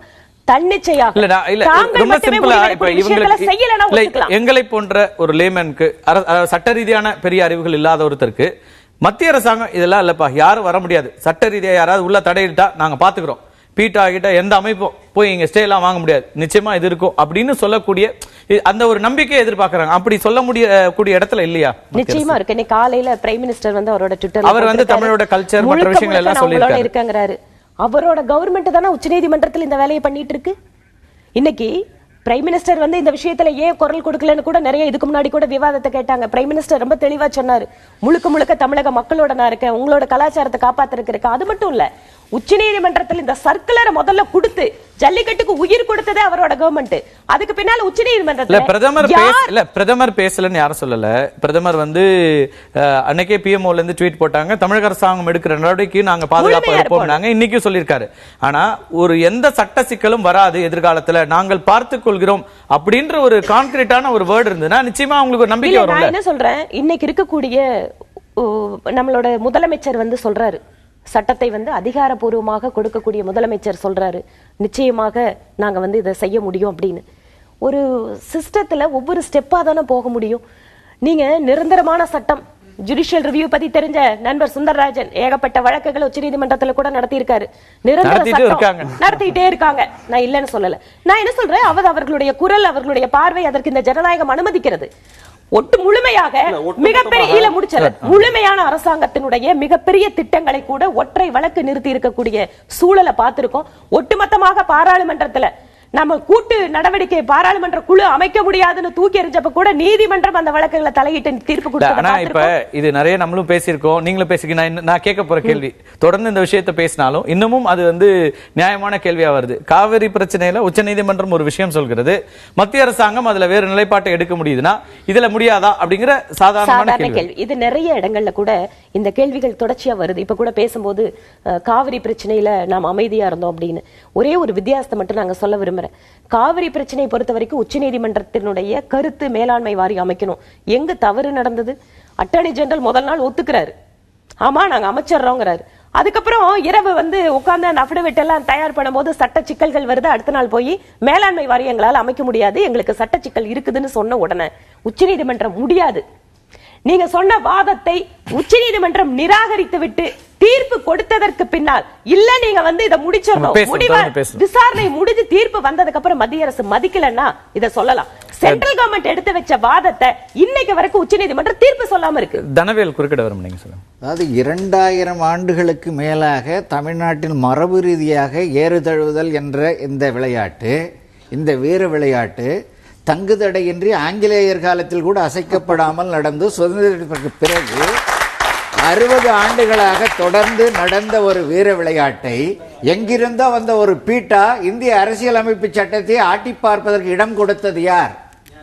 அப்போது தமிழ் மரபுக்கோ தமிழ்நாட்டில் இருக்க மக்களின் உணர்வுகளுக்கோ உரிய மதிப்பு, அதை பற்றி கவலை இல்லாத மைய அரசுகள், நான் 2 அரசுகளையுமே குறை சொல்கிறேன், காங்கிரஸாக இருந்தாலும் சரி பிஜேபியாக இருந்தாலும், இன்றைய நிலையில் கூட தமிழ்நாட்டினுடைய பிஜேபி தலைவர்களை குறை சொல்ல. அவர்கள் ஏனென்றால் தமிழ்நாட்டு உணர்வுகளுக்கு கட்டுப்பட்டவர்கள், அவர்களுடைய முயற்சிக்கு அங்கே பலன் இல்லை என்பது போல்தான் எனக்கு தோன்றுகிறதே தவிர, இன்றைக்கு இந்த மாணவர்களுடைய இத்தகைய எழுச்சியை பார்த்த பிறகுதான் இன்றைக்கு மைய அரசு கூட விட்டு கொடுத்து இவ்வளவு விரைவாக செயல்பட்டிருக்கிறது என்றுதான் சொல்ல வேண்டாம்.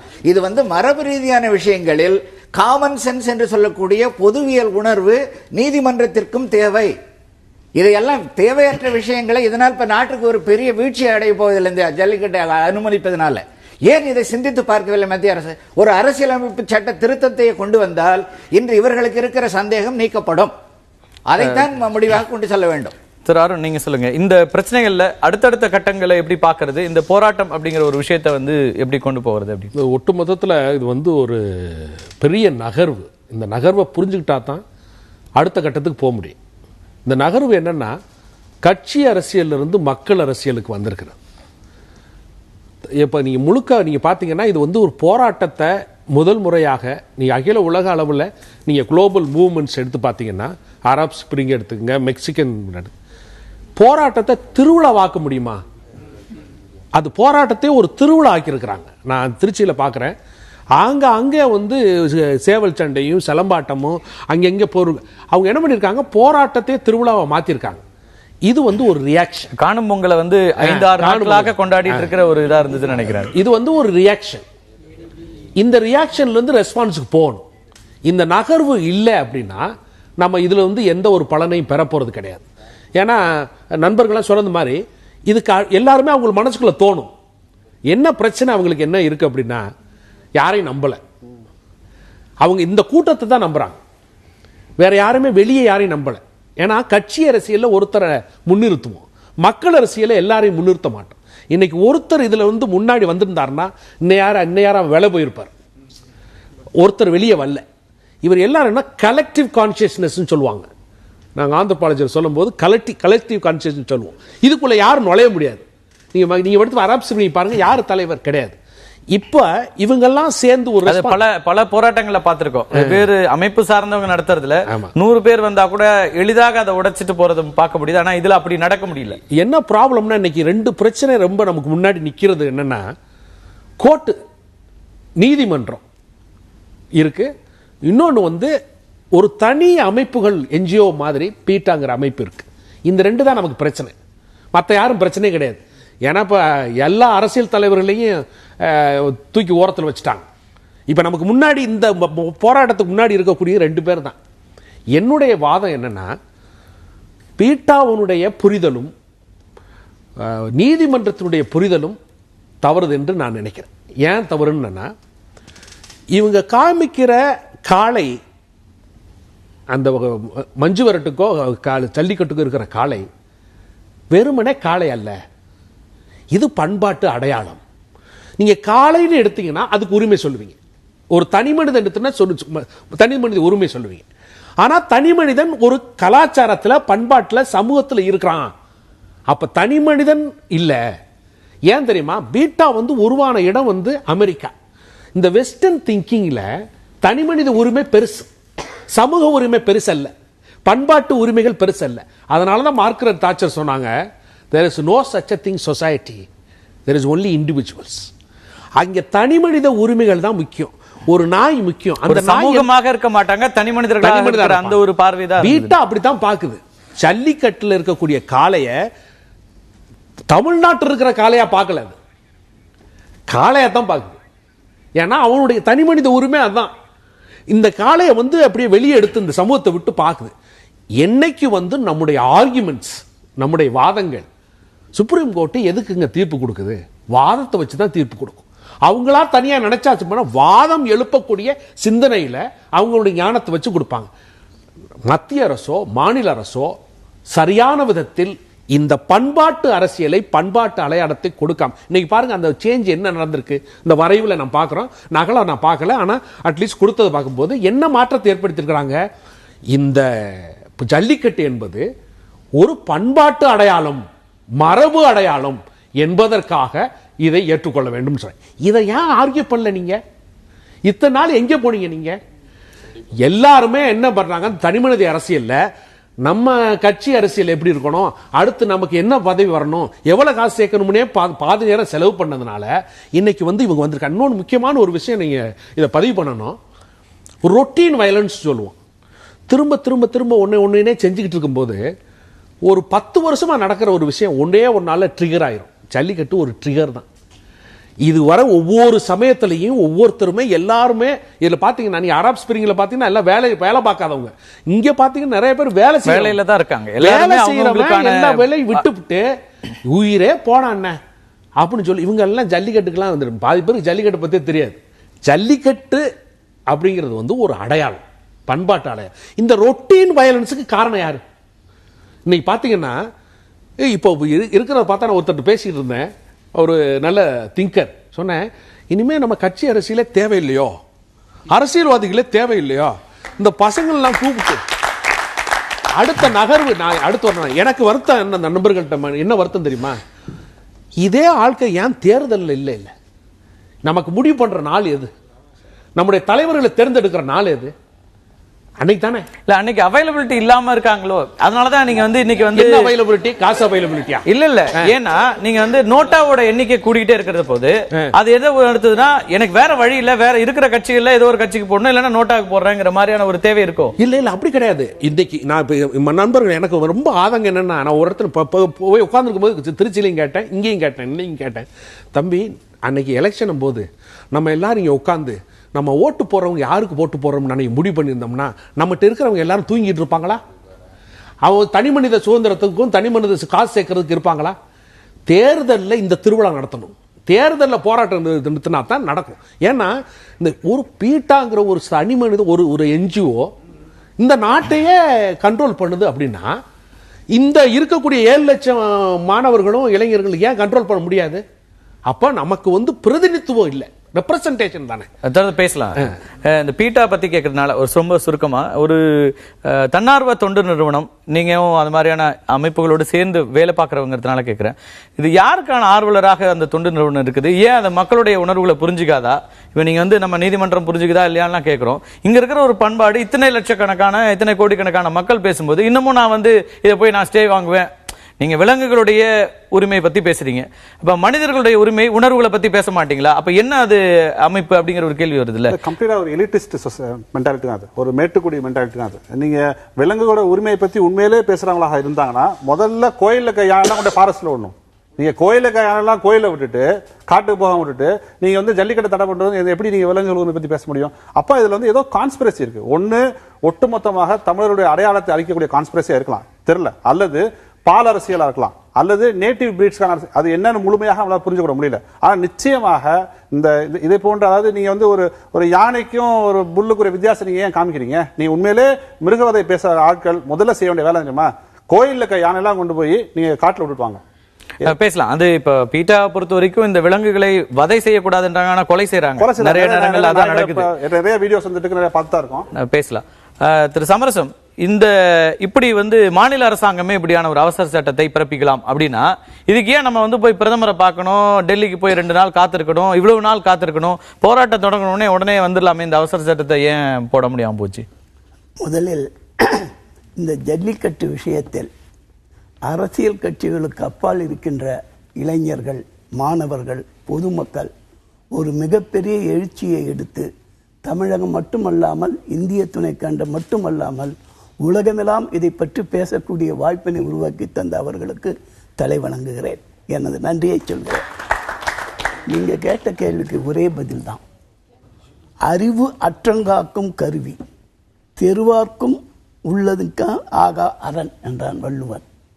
அறிவு எப்படிப்பட்டது என்று வருகின்ற பொழுது அது அழிவு வராமல் பாதுகாக்கக்கூடிய கருவி அது. அதே நேரத்தில் அன்றியும் பகை கொண்டு எதிர்ப்பவர்க்கும் அழிக்க முடியாத உள்ள அரணுமாக இருக்கும் என்று வள்ளுவன் சொல்கிறான். அதுதான் இப்ப நடந்துச்சு. இங்க ஸ்டேட் கவர்மெண்ட் ஏற்கனவே ஏதாவது போட்டிருந்தா இது எல்லா விவகாரம் வரும். யார் எதிரி என்று தெரிந்து அவனை எல்லாம் முதலில் நண்பனாக்கி கொண்டு உன் வேலையை கவனி, வெற்றி பெறுவாய் என்பது ஒரு சித்தாந்தம். அந்த அடிப்படையில் இல்ல சரியான வாதங்களை வச்சு வாதாடலங்கிறதான இப்ப பிரச்சனை. ஸ்டேட் கவர்மெண்ட் தயவு செய்து இல்ல, நீங்க தயவு செய்து செய்யாம இருந்தது வந்து அரசனுடைய கவனமின்மை. மக்களை பற்றி சிந்திக்காம, மக்களுடைய உணர்வுகளை பத்தி சிந்திக்காம, பண்பாட்டை பத்தி சிந்திக்காம தன்னுடைய கட்சி அரசியல் மட்டும் பண்ணிக்கிறதுனால மக்கள் அரசியல் வந்திருக்கு. இல்லைங்க, நீங்க வந்து ஒரு விஷயத்தை இப்ப இந்த விஷயம் என்னைக்கு பிரச்சனை இது, கல் தோன்றி மண் தோன்ற காலத்தை முன் தோன்றி இது பிரச்சனை இல்ல. இல்லைங்க, நீங்க இல்லைங்க, இன்னைக்கு இந்த ஜல்லிக்கட்டு வந்து கல் தோன்றி மண் காலத்துல முதல்ல அதேதாங்க சொல்றேன். கல்லா சிலையா கடவுளான்ற விவாதம் வரும்பொழுது கல்லை எடுத்து கல்லுன்னு தான் சொல்றான். அதுக்கப்புறம் அது சிற்பி செதுக்கணும்னு சிலைன்னு சொல்றான். அதையே கடவுளா ஏத்துக்கணும் கடவுள்னு சொல்றான். 3ல எது பொய்யே? கல்லு பொய்யா சரி, இப்ப நம்ம இந்த இது வந்து அதுக்கு தொடர்பு கிடையாது. இல்ல இப்ப கேள்வி ரொம்ப எளிமையான கேள்வி. ரொம்ப எளிமையான கேள்வி. நீங்க வந்து உங்களோட அனுபவத்துல பார்க்கலாம், 50 வருஷத்தை கடந்திருக்கீங்க அரசியல் வாழ்க்கையில. நேரா என்னன்னா, இப்ப வந்து ஒரு தமிழக அரசாங்கம் இந்த உணர்வுகளை எல்லாம் புரிஞ்சுக்கிறதுக்கு காலதாமதமா ஏன் வந்ததுங்கிற கேள்வி இருக்கு. முதல்ல வந்து இவங்க எல்லாம் என்னைக்கு கூட்டினாங்க? அன்னைக்கு கூடிய போதே இவ்வளவு ஒரு உணர்வு இருக்கிறது, இவ்வளவு பிரச்சனை இருக்கு. ஏன் நான் கேக்குறேன்னா, தமிழக அரசாங்கத்திலயும் சரி, இங்க இருக்கிற அரசியல் கட்சிகள் மொத்த பேரும் சரி, மத்திய அரசாங்கம் எல்லாருமே தமிழர்களுடைய உணர்வுகளோடு நாங்களும் ஒன்றி இருக்கிறோம். இந்த மக்களுடைய மாணவர்களுடைய எழுச்சியை நாங்கள் புரிந்து கொள்கிறோம். அவர்களுடைய கோரிக்கை தான் எங்களுடைய கோரிக்கையும் அப்படிலாம் நம்ம சொல்லிட்டு, ஆனா அடுத்த கட்ட நகர்வா அந்த கோரிக்கையை செயல்படுத்துறதுல தாமதம் வருது. அதுதான் இல்லைங்க. நீங்க முதல்ல நாம் வந்து இந்தியா என்பதில் மத்திய அரசு, மாநில அரசு, நீதிமன்றம் இந்த 3 ஃப்ரேம் சேர்ந்தாதான் இந்தியா. ஆமா, ஆட்சி முறை மத்திய அரசாக இருந்தாலும் மாநில அரசாக இருந்தாலும். இதுல மத்திய அரசு செய்தாலும் அந்த சட்டத்துறை ஏதாவது செய்தால் நடக்கிறது இல்லை. மாநில அரசு செய்தா அது மத்திய அரசே தடுக்கும், இல்லை சட்ட நீதிமன்றமும் தடுக்கும். இப்படி வரும். இதற்கு முன்பு இதே சட்டத்தை இப்பொழுதுக்கு இன்றைய தினம் கொண்டு வந்ததை தமிழ்நாடு அரசு ஏற்கனவே செய்திருந்தால் நீதிமன்றம் தடுத்திருக்கும், மத்திய அரசை கூட ஏற்றுக்கொண்டிருக்காது. அதுதான் நிலைமை. இப்ப மத்திய அரசாங்கத்தினோட ஒப்புதலோட வர்றதுக்காக நீங்க முயற்சி எடுத்துறீங்க. அதனால்தான் முன்னே சொன்ன முதல் வரியிலே யார் யார் உங்களுக்கு இதை பற்றி ஏதாவது செய்வார்கள் என்ற எண்ணம் இருக்குமானால், இவர் கூட பேசுறதுக்கு ஒரு பதில் இருக்கு, சொல்றேன் அவருக்கு. நீ அந்த நேரத்தில் அவங்களெல்லாம் சரி செய்யணும். இவர்களை காப்பாற்ற வேண்டுமானால், இவர்கள் உணர்ச்சியை மதிக்க வேண்டுமானால், இவர்கள் எண்ணத்தை நிறைவேற்ற வேண்டுமானால் நாம் என்ன செய்ய வேண்டும்? அதுதான் இந்த குரல். சார், இவங்களுடைய பிரச்சனை இல்ல சார், எல்லாருடைய பிரச்சனை சார். நீங்க உங்களுடைய பிரச்சனை சொல்றீங்க. நீங்க பாருங்க, இது நகைச்சுவைக்காக இல்ல சார், நம்முடைய பிரச்சனை. நான் சொல்றேன், கலாச்சாரம்ன்றது அவங்க நான் சொல்லல, அவங்க தான் முன்னு போய் நிற்கிறாங்க. இல்ல, அவங்களுடைய பிரச்சனை. சும்மா அதுக்கு எப்படி சொல்லுங்க. அரசு போயிருந்தா பின்னாடி நாங்க வந்திருக்க வேண்டிய அவசியமே கிடையாது. இந்த இடத்துல இந்த நடவடிக்கையை அரசு முதல்ல எடுக்கல, இங்க மாணவர்கள் முன்ன நின்றுதான் எடுக்கிறாங்க. அதுக்கப்புறம் தான் அரசு இதை பார்க்கவே செஞ்சது. எத்தனை தடவை தமிழக அரசு இந்த கோரிக்கையை வச்சது அதை சொல்லுங்க. ஏங்க, பாராளுமன்ற உறுப்பினர்கள் பேசி இருக்காங்க. முதல்வராக இருக்கிறவங்க இந்த பிரச்சனையை பல நேரங்கள் பிரதமர் இடத்துல கொடுத்திருக்கிறாங்க. பல நேரங்கள் எத்தனை தடவை? ஏங்க, எத்தனை தேவையோ அத்தனை தடவை பேசலாம். ஒரு நிமிஷம் நான் சொல்றேன். இல்ல, அவர் பேசி முடிக்கட்டும். இல்ல, வயதில் பெரியவர், அனுபவத்திலையும் பெரியவர். தயவு செய்து நான் என்ன, நீங்க அறிவு ஆசானாக்கும், அனுபவம் ஆண்டவனாக்கும். தயவு செய்து அது மனதில் பதிவு வச்சுக்கோங்க. அதுக்கப்புறம் எந்த கேள்வினாலும் கேளுங்க, நான் பதில் சொல்லிட்டு அந்த பக்கம் போறேன். பதில் சொல்லாமல் வெளியே போகணுன்றால் நான் அல்ல, எப்படியும் கேட்கலாம். இப்போ பிரதமரை பார்த்தார், இதுக்கு அவர் கேட்டார், நீங்க செய்யுங்க நான் துணை இருக்கிறேன்னு சொன்னார், உத்தரவாதம் வாங்கிட்டார். அதுக்கப்புறம் அந்த ஜனாதிபதியை பார்க்குறார், கேட்குறார், நீங்கள் அனுப்பிச்சி வைங்க பண்ணுறோன்னு. அதுக்கப்புறம் சம்மந்தப்பட்ட அமைச்சர்களோடும் பேசுகிறாங்க. இது மிக முக்கியமானது தான், நாங்கள் இதுக்கு உங்களுக்கு எந்த வகையில் செய்யணுமோ எப்படி செய்யணுமோ அந்த ஆலோசனையெல்லாம் சொல்லி செய்கிறாங்க. இவ்வளவும் சொல்லி செஞ்சு அங்கேயே உட்கார்ந்து மத்திய மாநில அரசு சேர்ந்து இதை கொண்டு வருது. இது தோற்காது, இது எந்த வகையிலும் கெடாது. எந்த வகையிலும் இனிமேல் இதுக்கு ஒரு அப்ஜெக்ஷன் வரும், அவன் எடுப்பான் இவன் எடுப்பான் நம்ப முடியாது, கொண்டு வரவும் முடியாது. ஏன்னா அப்பதான் நீங்க எந்த விஷயமா இருந்தாலும் ஒரு சின்ன பாம்பா இருந்தாலும் பெரிய கோல் அடிக்கணும். கோல் சின்னதை வச்சுன்னு பெரிய பாம்பு அடிச்சுன்னா தப்பிச்சு போயிடும். எந்த விவகாரம் எப்படி செய்யணும் என்பது மிக திட்டமிட்டு மிக அற்புதமாக, எப்படி இவ்வளவு உணர்வுகளை எப்படி நாம் கட்டுப்படுத்துவது, எப்படி அவர்களுக்கு உரிய வகையில் நடப்பது. ஒரு ஸ்டேட் கவர்மெண்ட் எத்தனை ஏங்க, நாம் இதுக்கு முன்னே நீங்கள் பார்த்தீங்க, இன்னும் பல பிரச்சனை இருக்குது, அதுக்கெல்லாம் கூட நீங்கள் வரலாம், அது இன்னும் நன்மை செய்யலாம், அது எதிர்காலம். இந்த பிரச்சனையில் உங்கள் எண்ணம் 100க்கு 100 வெற்றி பெறுவதற்குரிய வழிமுறைகளை இல்ல. இப்போ வந்து அவங்களுடைய கேள்வி என்னன்னா, இது நிரந்தரமாக இருக்குமா, இது இந்த ஆண்டு மட்டும் நடத்திட்டு அடுத்த வருஷங்களுக்கு என்ன வருதுங்கிறதா அவங்க கேள்வி. அதே தான் சொல்றேன் பாருங்க. இன்றைக்கு கொண்டு வந்தது அவசர சட்டம், அது மாமூலா சொல்ற பேர், அது பேரு தான் அது. ஆனால் இது நிரந்தர சட்டம். இந்த சட்டம் 23ஆம் தேதியா சட்டமன்றத்துக்கு வருது, கொண்டு வராங்க. இது வந்து அங்க இதானா ஆட்டோமேட்டிக்கா இது இதாகிடும். அதையும் செய்ய முடியாதா அப்படின்றது ஒரு கேள்வி. அது செய்ய முடியாத இருப்பதற்கு வேண்டிய வழிமுறைகளை முன்பே போய் செய்து விட்டோம் என்பதுதான் கேள்வி. இல்ல தொடர்ந்து இப்போ எல்லாருமே விளக்கங்கள் கொடுக்குறாங்க. மத்திய அரசு விளக்கம் கொடுக்கிறது, பாரதிய ஜனதா கட்சியிலிருந்து நாங்க எல்லா முயற்சிகளும் எடுக்கிறோம். சட்டம் இது உச்சநீதிமன்றத்தில் வழக்கு நிலுவையில் இருக்கும்போது மத்திய அரசாங்கம் அப்படி ஒரு சட்டத்தை, அவசர சட்டத்தை ஏற்ற முடியாது, அதனால மாநில அரசாங்கத்தை செய்ய சொல்றாங்க. மாநில அரசும் எப்படி சொல்கிறது? இப்ப இதுல நமக்கு ஜல்லிக்கட்டு நடைபெற வேண்டும் அப்படிங்கிற கோரிக்கை முன்வைத்து எல்லா இளைஞர்களும் வந்தோம். அது நடைபெற போகிறது, அதுக்கு நாங்க தயாரா இருக்கிறோம்ன்றாங்க. ஆனால் நீங்க இப்போ அதுல நிறைய முரண்பட்ட கருத்துக்களும் வந்துட்டு இருக்குது, எதிர்ப்புகள் நிறைய இருக்கு, உடனடியா இருக்க முடியாது, இதுக்கு ஒரு நிரந்தர தீர்வு வேணும் அப்படின்றாங்க. எந்தெந்த பார்வையில இந்த ஒரு எதிர்ப்பும் இந்த அவநம்பிக்கையும் ஏற்படுது? அதாவது இன்னைக்கு இருக்க சூழ்நிலையில ஒரு முடிவு பெறாத ஒரு போராட்டம் இருக்கிறதுக்கு காரணமே மத்திய அரசும் மாநில அரசு தான்ன்றது தெளிவா சொல்லலாம். அதுக்கு நான் எப்படின்னு சொல்றேன். மாநில அரசு சென்ற ஆண்டு 2 முறை மஞ்சு விரட்டு ஜல்லிக்கட்டு எங்களுக்கு வேண்டும் சொல்லி ஒரு கடிதம், ஒரு கோரிக்கையா ஒரு கடிதமா சென்ட்ரல் கவர்மெண்ட்டுக்கு அனுப்புறாங்க. இதை தவிர்த்து வேற எந்த ஒரு நடவடிக்கையுமே மாநில அரசு எடுக்கல. சரியா? 2016 சென்ற வருடம். அதே மாதிரி மத்திய அரசு இவங்க பண்பாடு கலாச்சாரம் இதை பத்தி எல்லாம் பேசுறாங்க. அதே மாதிரி ஸ்டேட் கவர்மெண்ட்க்கு ஒரு லீகல் அட்வைசரின்னு ஒன்று இருக்குன்னு சொல்றாங்கல்ல, அதே மாதிரி சென்ட்ரல் கவர்மெண்ட்டுக்குன்னு ஒரு லீகல் அட்வைசரி இருக்கும்ல. அப்படி இருக்கிற பட்சத்துல அந்த லீகல் அட்வைசரினால ஏன் இது ஒரு 2000 வருட பழமை வாய்ந்த ஒரு கலாச்சாரம் பண்பாடுன்னு நிரூபிக்க முடியல நான் கேட்கிறேன். மத்திய அரசே சொல்லி இருக்கு, எங்களால இது ஒரு தமிழ் கலாச்சாரம் சிந்து சமவெளியில இருக்குன்றதை எங்களால ஆதாரப்பூர்வமா ப்ரூவ் பண்ண முடியல. ஆனா அந்த பீட்டா என்ன பண்ணிட்டு போறான்னா, ஸ்பெயின்ல இருக்க கலாச்சாரம் மேற்கு இந்திய கலாச்சாரம், இது மேற்கு நாடோட கலாச்சாரம் சொல்லிட்டு அவங்க ப்ரூவ் பண்ணிட்டு போயிறாங்க. அதே மாதிரி 2 அரசுமே போராட்டங்கள் வலுப்பெறும் நிலையில மோடி அரசு எந்த ஒரு அறிக்கையோ எந்த ஒரு பிரஸ் ரிலீஸோ இல்ல பிரஸ் மீட்டோ வைக்கல. இன்ஸ்டெட் ஒரு ட்வீட் தான் ஒரு தமிழக மக்களுக்கு கொடுக்கிற ஒரு மரியாதையா நீங்க சொல்லுங்க. ஒரு ட்விட்டை பார்த்து தான் ஒரு தமிழக அரசு என்ன பண்ணுது, மத்திய அரசு என்ன நிலைப்பாடு நிக்குதுன்றதை நாங்க பார்த்து தெரிஞ்சுக்கணுமா?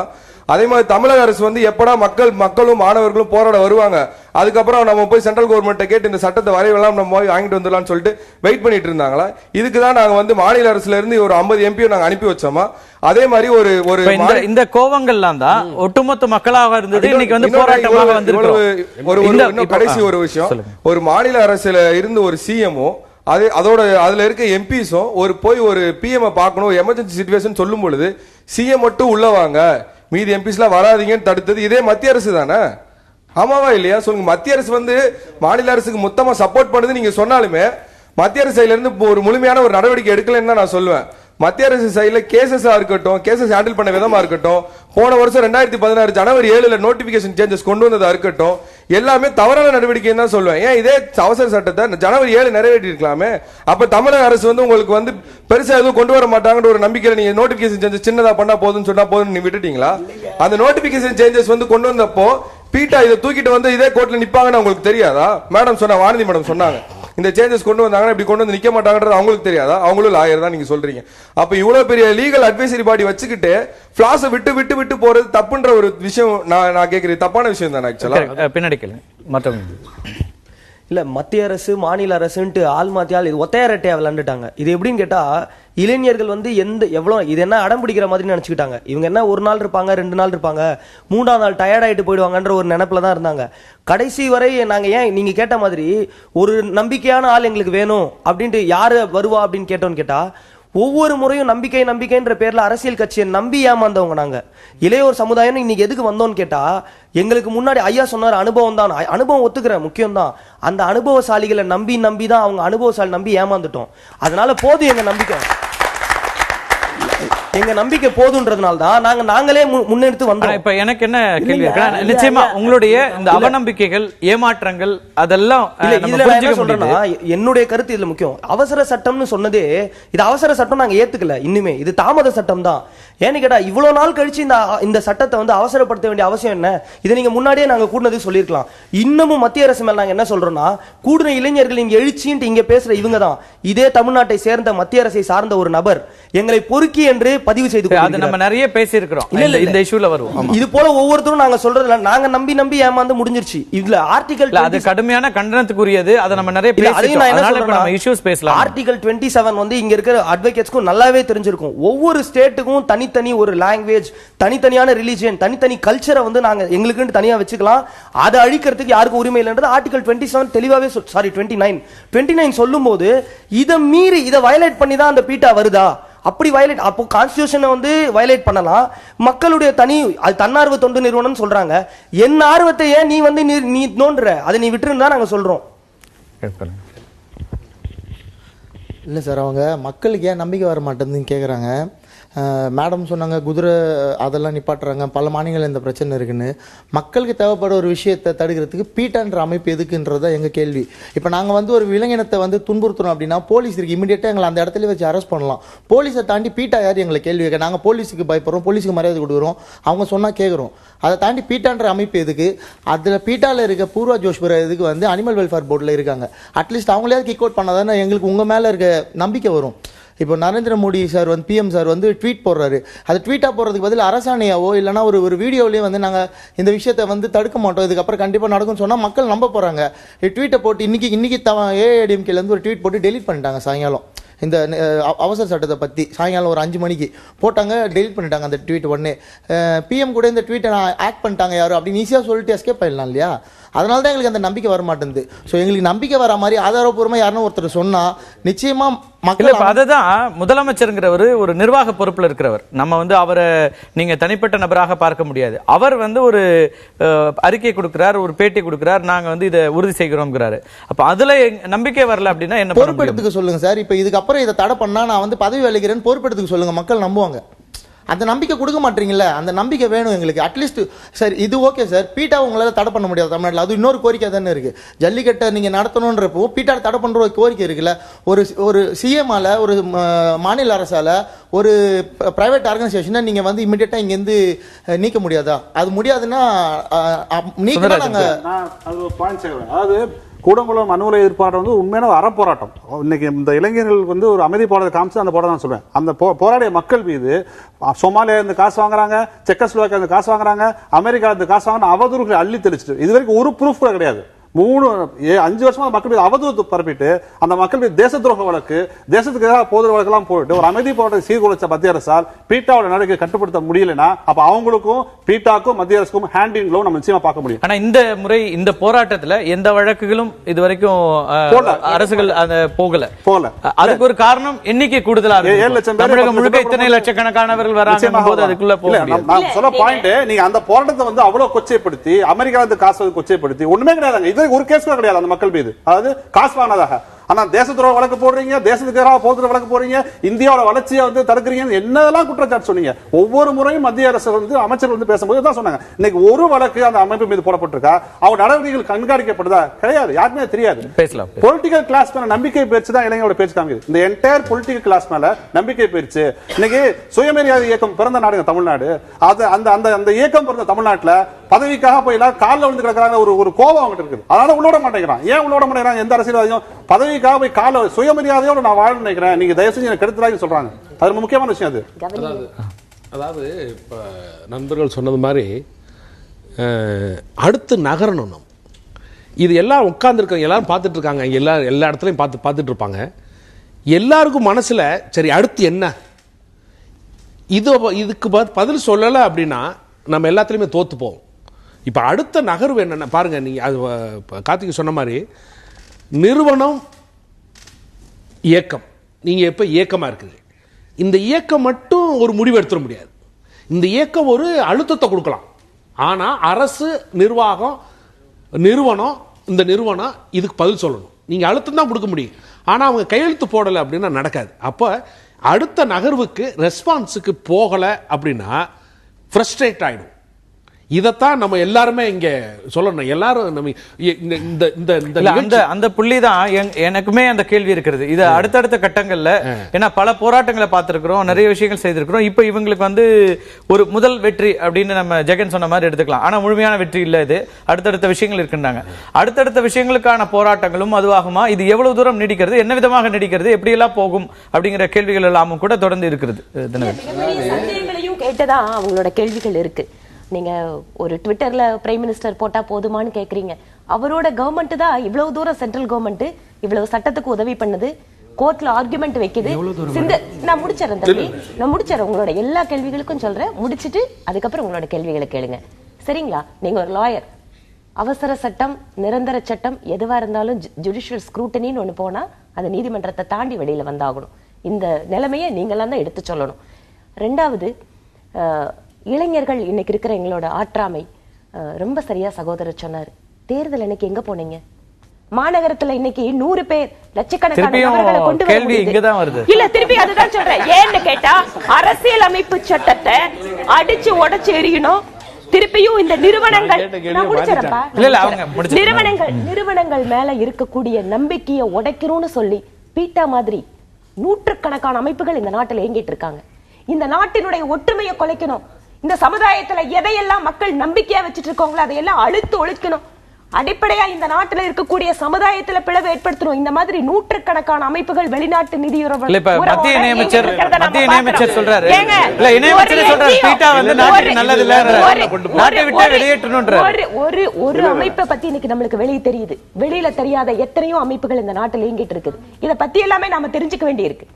அதனால அடுத்த கட்ட நகர்வை பத்தி நீங்க யோசிக்கணும். அப்படின்னா இன்னைக்கு ஒட்டுமொத்தமாக அத்தனை பேருடைய ஒற்றுமை ஒரு மிகப்பெரிய போராட்ட களத்துல நின்று உலகத்துக்கே ஒரு எடுத்துக்காட்டாகி இன்னைக்கு நாம நினைச்சதை சாதிக்கக்கூடிய நிலைமையில வந்துட்டோம். ஆனா அரசு நிர்வாகம் இல்லாமல் நீங்க சொல்ற மாதிரி அரசியல்வாதிகள் வேண்டாம் வேண்டாம், நீங்க நினைக்கிற அரசியல்வாதிகளை கொண்டு வாங்க, இல்ல நீங்க அரசியல்வாதியா மாதுங்க. ஆனா அரசியல் இல்லாம இருக்க முடியாது. என்ன மாதிரியான அரசியல் வேண்டும் நம்ம பேசலாமே தவிர அரசியல் இல்லாம எப்படி ஒரு அமைப்பு இருக்க முடியும்? அரசியல் வேண்டான்னு சொல்லிட்டோம் அப்படின்னு சொன்னா நமக்கான அடுத்த கட்ட நடவடிக்கை என்ன? நாம எப்படி இயங்க போறோம்? நம்மளுக்குள்ள அந்த தெளிவான இருக்கா? மிகப்பெரிய அரசியல் அதை நீங்க புரிஞ்சுக்கணும். நீங்க பேசுறது ஒரு அரசாங்க இயக்கத்தை வந்து வேகமா சொல்ல வச்சோன்னு சொல்லி சொன்னாங்கல்ல, ஐயா சொன்ன மாதிரி இளைஞர்கள் இந்த நெருக்கடியை கொடுப்போம். நாங்க எங்க போனோம்னு கேக்குறீங்க. எங்கேயுமே போல, இங்கதான் இருந்தோம், இனிமேலும் இருப்போம். ஐயா சொன்ன மாதிரி அரசாங்கம் வரணும்னு கூட அவசியம் கிடையாது. ஐயா சொன்ன நெருக்கடியை நாங்க கொடுப்போம். நீங்க தான் சொன்னீங்க.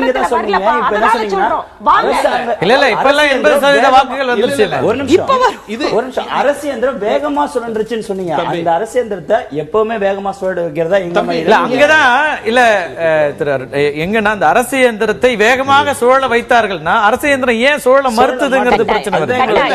ஆனா இவங்க வந்து அரசியலுக்கு வரக்கூடாது, மூவ்மெண்டா தான் இருக்கணும், இயக்கமா தான் இருக்கணும். இயக்கம் அப்படின்னா ஏன்னா இயக்கமத்துல இருந்து அரசியலுக்கு போயிட்டு இறுகிடுவாங்க.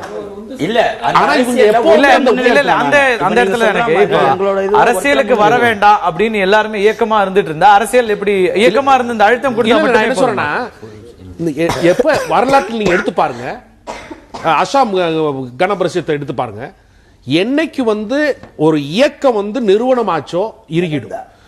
இயக்கம் எப்போதுமே ஒரு டைனாமிக்கா அது வந்து பிரஷர் கொடுத்துக்கிட்டே இருக்கணும் சமூகத்துக்கு. அது வந்து பியூரிஃபிகேட்டரி, சுத்தப்படுத்துகிற சுத்திகரிப்பு செய்கிற இயக்கம் இருந்துகிட்டே இருக்கும். இதுல இருந்து ஒரு தலைவர்கள் உருவாகலாம், அது பிரச்சனை கிடையாது. ஆனா இந்த இயக்கமே ஒரு அரசியலா இருக்கக்கூடாது. அப்படி ஆயிடுச்சுன்னா அந்த அழுத்தத்தை கொடுக்கறதுக்கும் இந்த சமூகத்தினுடைய அழுக்கை சுத்திகரிப்பு செய்யறதுக்கும் ஆள் இல்லாம போயிடும். அதனால வந்து இவங்களுக்கு வந்து ஆசை காட்டி தலைவர்களாக்கி வைக்க வேண்டாம். ஜல்லிக்கட்டு நாளைக்கு நம்மளுக்கு என்ன பிரச்சனை, நாளைக்கு நம்மளுக்கு மாநில அரசு என்ன கொடுக்க போறாங்கன்றதான் இது டாபிக் மாதிரி அரசியலா போயிட்டு இருக்குது. எங்குள்ள தலைவன் இல்லாம நடக்கிற கூட்டம் தான் இப்ப அங்க போராடிட்டு இருக்குது. முக்கியமா நாம இங்க பேசிக்கிட்டு இருக்கிற பிரச்சனை பீட்டா. இப்ப நான் பொதுமக்கள் தமிழகத்தில் இருக்கிற ஒரு 7 கோடி மக்கள் ஒருத்தனா ஏன் சிந்தனையில படுறத நான் சொல்றேன். பீட்டான்ற ஒரு இயக்கத்தை வெளியூர்ல இருந்து கொண்டு இங்க வந்து நம்ம அதை வெளியில அகற்ற முடியாம இருக்கிறோம் அப்படின்னா என் மனசுல பர்சனலா படுறது.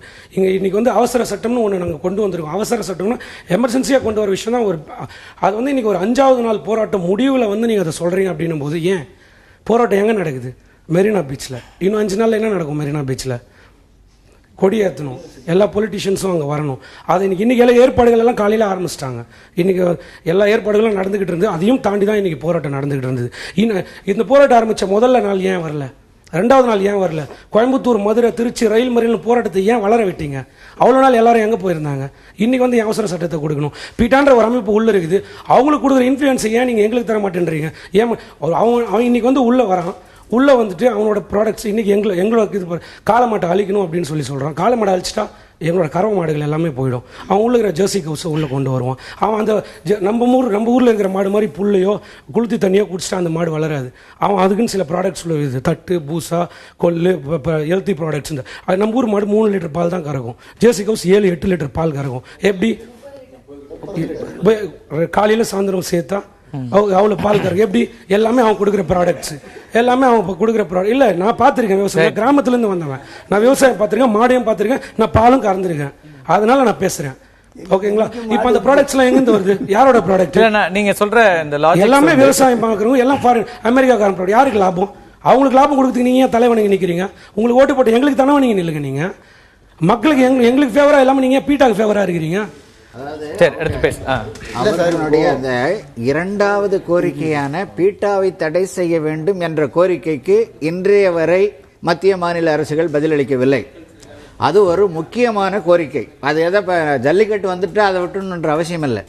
ஏனென்று சொன்னால் 130 கோடி மக்களை கொண்ட ஒரு இந்திய நாட்டினுடைய மரபுசார் இறையாண்மையையும் நம்முடைய பாரம்பரியம் சார்ந்த கலைகளையும் அச்சுறுத்துகின்ற அளவிற்கு எங்கிருந்தோ வந்த ஒரு பீட்டா இந்தியாவில் சுதந்திரமாக நடமாட முடிகிறது.